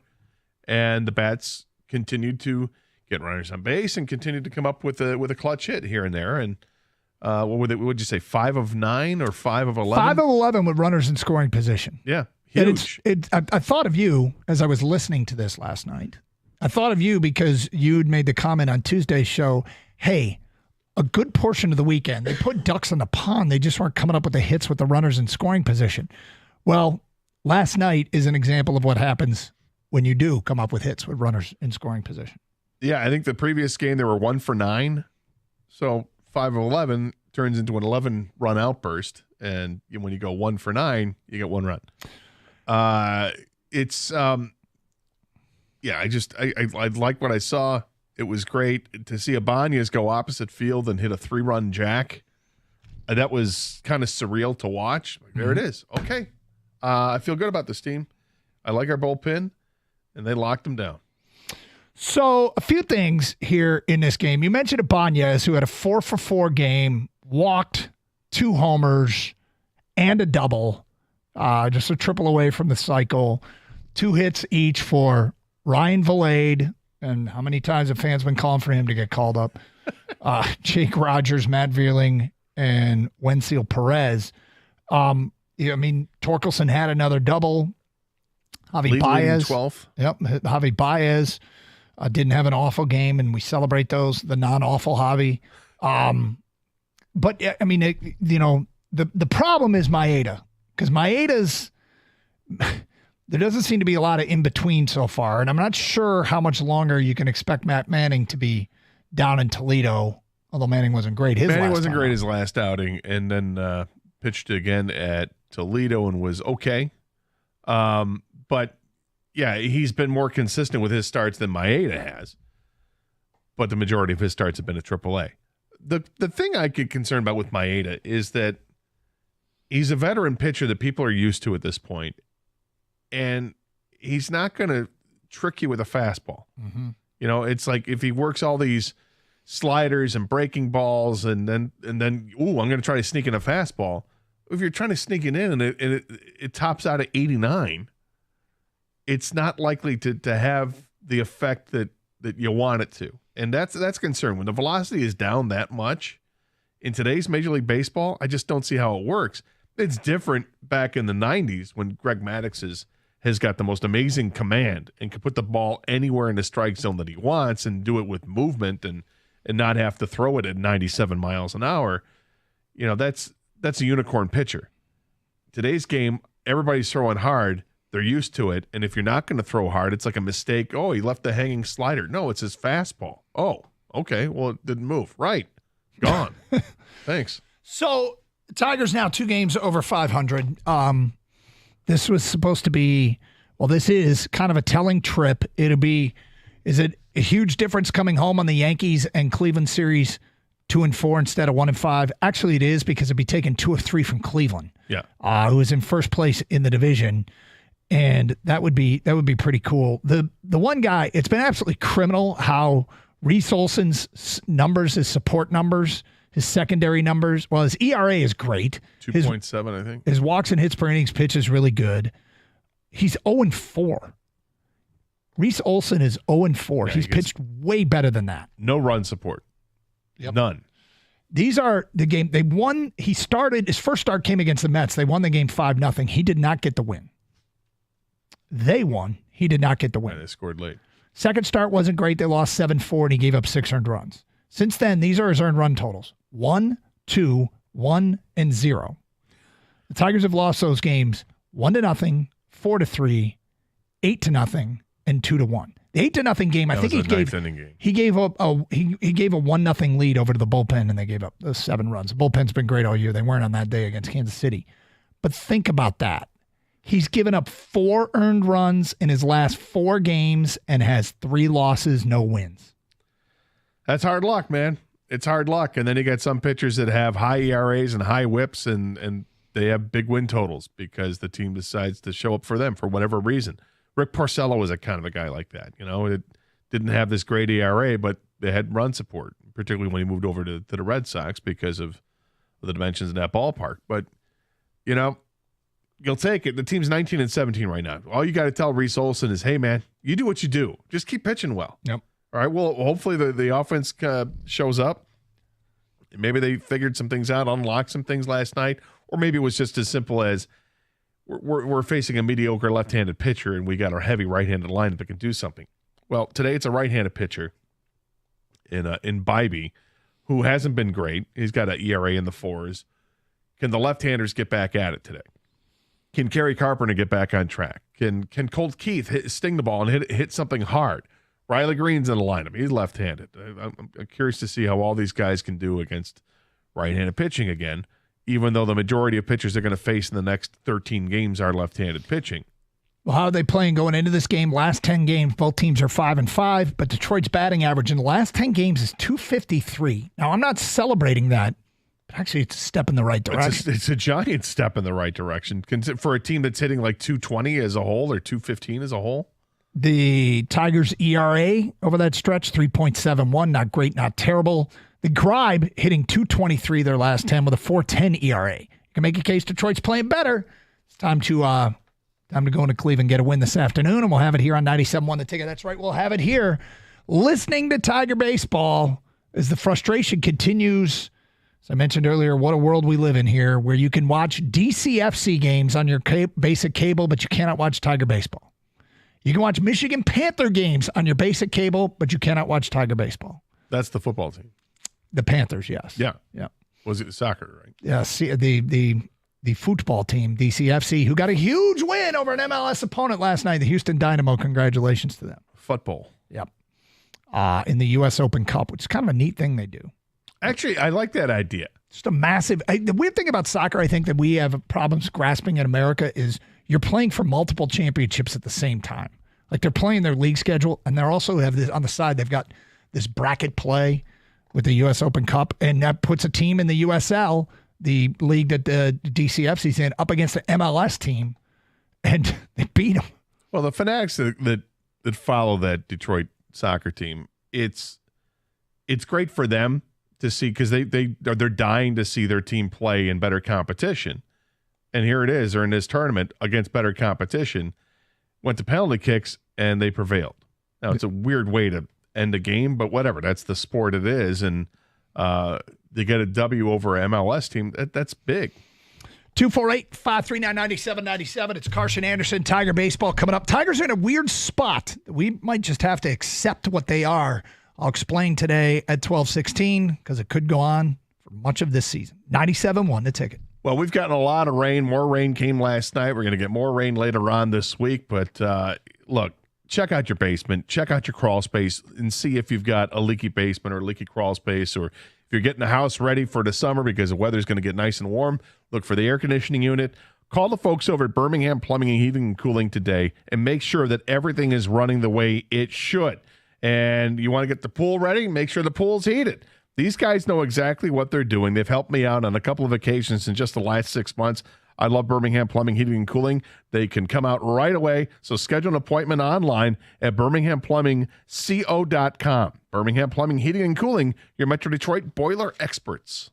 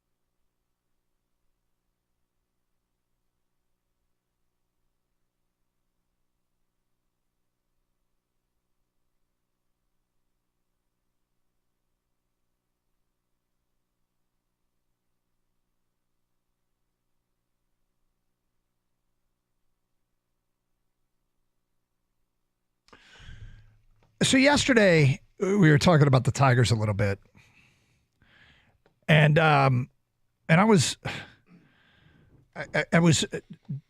thinking about. I didn't really put the thought to full circle about how patience doesn't play, and I get sick of being patient with a team. And then I realized I kind of figured it out on the way home. Brought it to the table again today. Why are we not patient with the Detroit Tigers? Why are we so impatient with rebuilds? And maybe maybe you and I are too patient, and others want things to happen quicker. Slow and steady. There's plenty of examples of slow and steady working. We cited the Astros yesterday through the teens have put together a team that is consistently competing for the American League. And though they're an example, slow and steady can also be confused with not going to work. We might call it slow and steady, but it also might be an example of a rebuild that's not going well and not ever going to reach whatever finish line in whatever sport you're going after. In baseball, obviously, it's a World Series. But the Tigers are in a weird place. And my theory is, Gator, we have seen and heard from fans for years that if you're going to be bad, you may as well just play the young guys.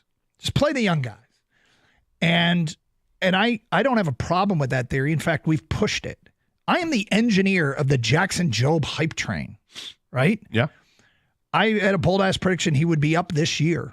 We have seen other of those, in spite of his injury right now, but it's just a hammy. Just a hammy. It's a hammy. Yep. It's a hammy. Probably a couple weeks. But there's been other people saying, boy, this guy might get a shot this year. And I'm pushing that. But if you're going to push playing the young guys, endorse playing the young guys, and want to see the young guys play, the Cole Keese of the world, the Parker Meadows of the world, and to an extent, Riley Green and Spencer Torkelson, those guys have earned a spot on a major league roster. But if you're going to push the young guy agenda, I don't think that it's also fair to not have a higher degree of patience. We are a month and change into the season, a little bit more than that, maybe a month and a half into the season here. And they actually have a winning record. And yet I feel a measurable degree of dissatisfaction with where the Tigers are. It's the first time they've had a winning record in a while. The division looks better than we thought. And they're playing the young guys. If playing the young guys was always the solution, you know how easy it would be to be a GM? Hey, things are going well. Just go get our top prospects. They're killing it at AA. They're killing it at AAA. They'll obviously kill it here. But that's not the way it works, right? Young guys come up and they are kind of expected to struggle. So in a world where I hesitate to tell people how to feel, you can feel however you want. You're a fan. It's your emotions to invest in your team however you see fit. But I do think it's fair that if you are in favor of playing the young guys, you also have to have maybe more patience and not get upset. And I'm not saying at the young guys. I'm saying not get upset at Scott Harris or AJ Hinch or any of that, and not signing veterans, because signing veterans, the temptation to play those veterans over the young guys is a very real thing. If they were playing a Game 7 tonight, are we sure Torque would be in the lineup? If the Tigers organization were playing a must-win game tonight, would Torque be in the lineup? It's a good question. But because he is relatively young, and because this isn't a Game 7, and because they really don't have legitimate World Series aspirations right now, that means playing the young guys comes with struggles. Now, you can make the case that Torque is no longer a young guy, but I would say that he still is, and B, he's getting the benefit of the doubt because of where this organization is. But if they were playing a Game 7 tonight, I'm not convinced Keston Hiura wouldn't be called up and asked to play first base. Maybe. I think the answer is probably more in-house, but this person is sick right now. It's Mark Canha. Could be. That would get that opportunity. But I think you bring up a logical point here. You know, the next 18 games the Tigers play, the competition right now, just based on win-loss record, this is ripe for the picking for the Tigers to make a move here. Houston, Miami, Arizona, Kansas City is a team that's above 500, Toronto, and Pittsburgh. These are the other series they have before they go into a series in Boston at the end of the month. The rest of this month is extraordinarily winnable. Kansas City's the only team they face up until May 30th that has a winning record. So you got this game today. Take care of business today. You got 3 games at home coming up against Houston this weekend. That's not a good baseball team right now. Miami's not a good baseball team right now. You go on the road to Arizona. That's not a good baseball team right now. They really have an opportunity. And so out of these games, you start to, well, what's acceptable? If you've got 18 games plus 19 with the Cleveland game, what's an acceptable win-loss record during that time to make you feel better? Mm-hmm. You're 2 games above 500 right now. Do you go 12-7? Does that make you feel better? Very much. 12-7. Okay, that's an extra 5. You'd be 7 games above 500. 12-7 would make me feel pretty damn good. Yeah. Yep. Be 7 games above 500 heading into Memorial Day. Yeah. I mean, look, the fact is, I don't have a problem with them, what they're doing right now. If you look at this roster, this is not a championship roster. It is, to a degree, a championship pitching staff. I could see a team winning a division with this pitching staff and this bullpen especially. But it's not a championship lineup. And had they made some offseason moves, like right now, if Andy Ibanez, if you're playing a game tonight, is Ibanez at second base instead of Colt Keith, a game 7. If Canna's not sick, Canna's probably at first, Ibanez is probably at second. Well, it depends righty-lefty. It depends righty-lefty, I guess. It's righty-lefty, yeah. But some guys are getting a chance to work through it. That is playing the young guys. Parker Meadows got that chance and finally ran out of chances because he's hitting less than 100.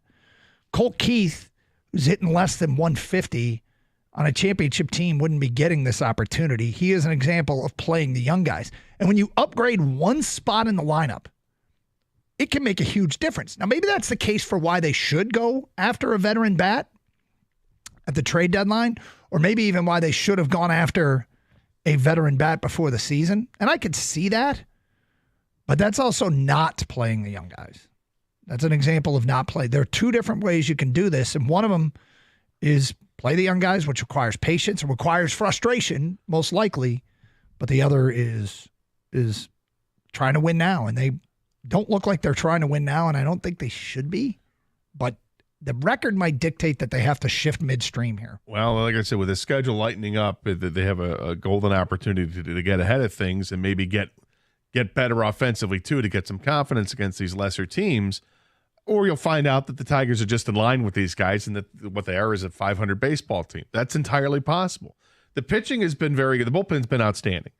Starting pitching, you've got a Cy Young guy in Tarek Skubal. But, beyond that, is Reese Olson, is this who he is? Is he a guy who's going to have a sub-3 ERA? I don't know. Jack Flaherty is back to being a strikeout machine. His ERA is still in the high 3s. Casey Mize is pitched better, but his last start wasn't so good. But his ERA is just below 4.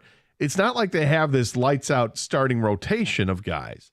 But to your point, and getting back to what Scott Harris has said, he doesn't want to hold back the young guys. Doesn't want to block them. Right, doesn't want to block them. So if Matt Manning continues to pitch well, then maybe he's a guy that gets more opportunities. And also, knock on wood, but it's coming. At some point, somebody's going to get hurt because that's just baseball, particularly with a pitching staff. Someone gets hurt. Someone always gets hurt. And who's the next man up going to be? But, Jace Young hit a home run last night, another home run. And this guy is almost an RBI per game machine right now at AAA. When's his opportunity going to come? At some point this year. I don't think it happens in the next few weeks. But it could happen in the second half of the season where you get to see, one of your prized prospects play. And Malloy may have gotten a call up if he wasn't hurt. The funny thing about Malloy is yesterday we were getting calls about Malloy, and it was before we knew he was hurt. Yeah. And I felt like we dropped the ball on that, and I apologize. But if you are calling, you want to see Justin Henry Malloy, I'm going to guess that the 25-year-old Valade, again, if it's a Game 7, are they having Justin Henry Malloy make his major league debut? Or are they going with a Ryan Valade who has at least been in the bigs? Well, it was seven plate appearances prior to last night, but I understand. But in a game 7, do you think they'd rather have Justin Henry Malloy debuting or Vilade? I don't know. I don't know. I actually don't know the answer to that either. I mean, if you got a healthy Justin Henry Malloy, that's a guy who's got an on-base percentage of over 400 throughout his minor league career. He's looked really good. I would probably think that's the guy. I think he might get that chance soon, as you mentioned, Jace Young. But, long term, I'd rather see Justin Henry Malloy than Vilade, for sure. But which I feel bad saying, Vilade, congratulations on your 2 hits in your first career. Yes. Hits at RBI. Right. But there are guys in this team that you're like, okay, have we kind of seen the ceiling of what they can be? I feel like we went that way the last few years. They've had players that like Baddoo, or who is the guy, the middle infielder that they had? It was a taller guy. I forget what his name is. I'm forgetting names, but they've had guys that they had for a couple years that just didn't seem like they were going to go anywhere. Is McKinstry one of those players? Vierling has been better than I expected so far this year, so continue to ride that out. But, at some point, you may have to just pull the plug on Javi Baez and give somebody else an opportunity. You might, and that's when you get deeper into the season, you realize you can win this thing, and then it's no longer about the young guys. Yeah. How do I win on a Wednesday? Well, and let's hope they get there, because being important to win, that's awesome. That's a great feeling. If this team, you feel good about this team is winning games, and every game's important. Okay. And if these guys aren't performing, we need to make sure that we got guys that can. 97-1 the ticket. Speaking of performing, Natural Way Lawn and Tree Services is where you get green and stay green with Natural Way. I was amazed walking out of my house today and driving through the neighborhood coming to work how green everything is. My yard looks fantastic. The grass is as green as can be because I called 888-GET-GREEN. And for a limited time, you purchase a full lawn program. You get free grub control when you mention my name, Gator, and the station's 97 the ticket. I've used Natural Way for almost a dozen years now. I am totally thrilled with what they do. This is a company that's been around, locally owned for over 30 years. They offer a 100% satisfaction guarantee. They are amazing. And right now, you really got to give them a call if you haven't already. Dandelion's going to start popping up, and that's a weed. It's going to choke out your yard. It robs your lawn of water and nutrients. It's not too late to treat for crabgrass either, and crabgrass is a real problem if you see it in the middle of the summer. It's so much easier to prevent a problem than it is to fix a problem. So give them a call today at 888-GET-GREEN, or you can go on the web and go to naturalwaylawn.com.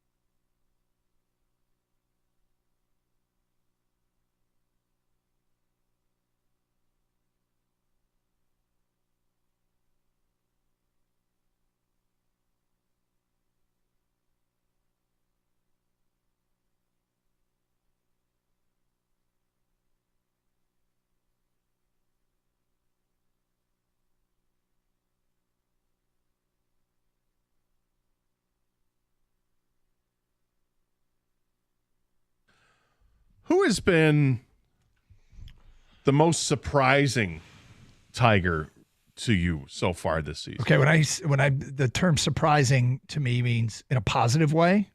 Yes. Mark Canha. Mark Canha. Yep. And that might fall on me a little bit. Because you call him Yawn? Well, it's kind of become an ironic nickname. Yes. But I was like, I almost draw the comparison today between Kyle Pecco and Mark Canha. Because I think my reaction to Kyle Pecco signing with the Lions, a backup defensive tackle, my enthusiasm for that felt about the same as it was for Mark Canha when the Tigers acquired him. I'm like, oh, great, journeyman. Awesome. Never been a great player, never put up huge numbers. And then you kind of get him and you see him and you go, this guy's helping him win. And on this lineup, he looks like Babe Ruth, So I would say for me, the surprise has been Mark Canha. And now, look, I have this belief that in sports, if you doubt someone and dismiss someone and they win you over, you become a huge fan of that guy. Now, let's be clear. Canha isn't Babe Ruth. He's hitting 250. He's got 5 homers, which is good for this team. And he's got an 811 OPS. So he's doing some good things and helping them win. So it's all good. I'm saying Mark Canha. Who would it be for you? For me, it's the last vestige of the Shane Green trade. It's Joey Wentz. Yeah. Joey Wentz was traded to the Tigers organization back in 2019, along with Travis Demeritte. Mm-hmm. And Demeritte was the outfielder who never really panned out, and was going to replace basically Castellanos. But Joey Wentz is this left-hander that had been a starter throughout his minor league career and had some ups and downs. And he's been with the Tigers. This is now his 3rd season pitching with the Detroit Tigers as opposed to just the organization when they traded for him in 19. But what a pitcher he's been so far out of the bullpen. Yeah. 13 innings pitched, 13 and a third. He's got 18 strikeouts. And thus far, he's allowed only 1 earned run on 10 hits and 5 walks. For those keeping track at home, that's in the ERA of .68. Yeah. I mean, and he's just, every time he's come in, he's done the job. Left-handed pitcher, striking guys out. Love to see it. All right, feedback coming in, and I'm getting shredded from an unnamed texter. Because these 3 rebuilds are taking decades, are you really trying to push patience on this fan base? You are incredibly out of touch, Doug. That's from an unnamed texter. Okay, so I will say this about the 3 decades and previous rebuilds. That has nothing to do with right now. Right now, based upon their approach, like I've said a million times, you can feel however you want. I'm just saying if you're in favor of playing young guys, you probably should also be in favor of being patient. If you're not in favor of it, if you're in favor of spending big money and going after veterans and they should have brought in AB, this bat, that bat, then I'm not talking to you if that's what you're in favor of. But if you're in favor of playing the young guys, now, every time there's a regime change, I can reset the clock to 0 and just judge them based on that. And that's because it's unfair given what they're inheriting. Yeah. Now, I think we all I will say understand this. fans' If frustration. Al Avila was still in charge, I would not be saying this. Right. Al Avila had a chance to populate the roster with his young guys and build with his young guys. You don't get eternal chances to do so. But because it's somebody else new in charge, I'm willing to be patient. You look at that, if we were to take this same philosophy with other sports, had the Red Wings gone all season and had guys like Berggren or Johansson, Edvinson, if Marco Casper had been on this team all season long, taking the place of veteran players, okay? So there's no Shane Gostisbehere or there's no Comfer or whomever, take some guys off the lineup. The Red Wings wouldn't have come anywhere near making the playoffs like they did this year because they had those veteran players. But would fans have been patient about it? I don't think they would have. No. Fans weren't patient this year when they came close to it. So here are the Tigers, and I don't think that the Tigers haven't. It's not like their lineup is completely flooded with younger players. There have been a couple positions that they were trying it out with, and hey, didn't work out center field.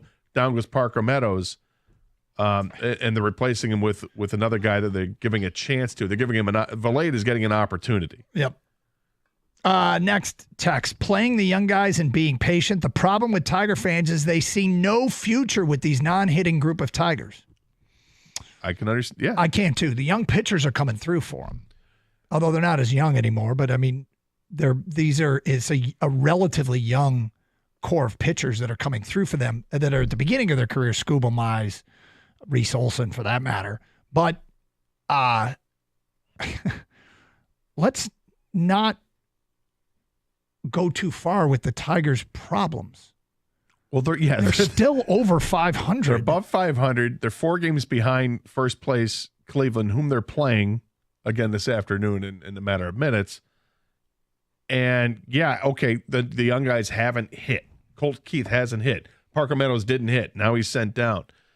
Looking at Torkelson, it's still waiting for the first home run, which is crazy to think we're in May and he hasn't done it yet, but whatever.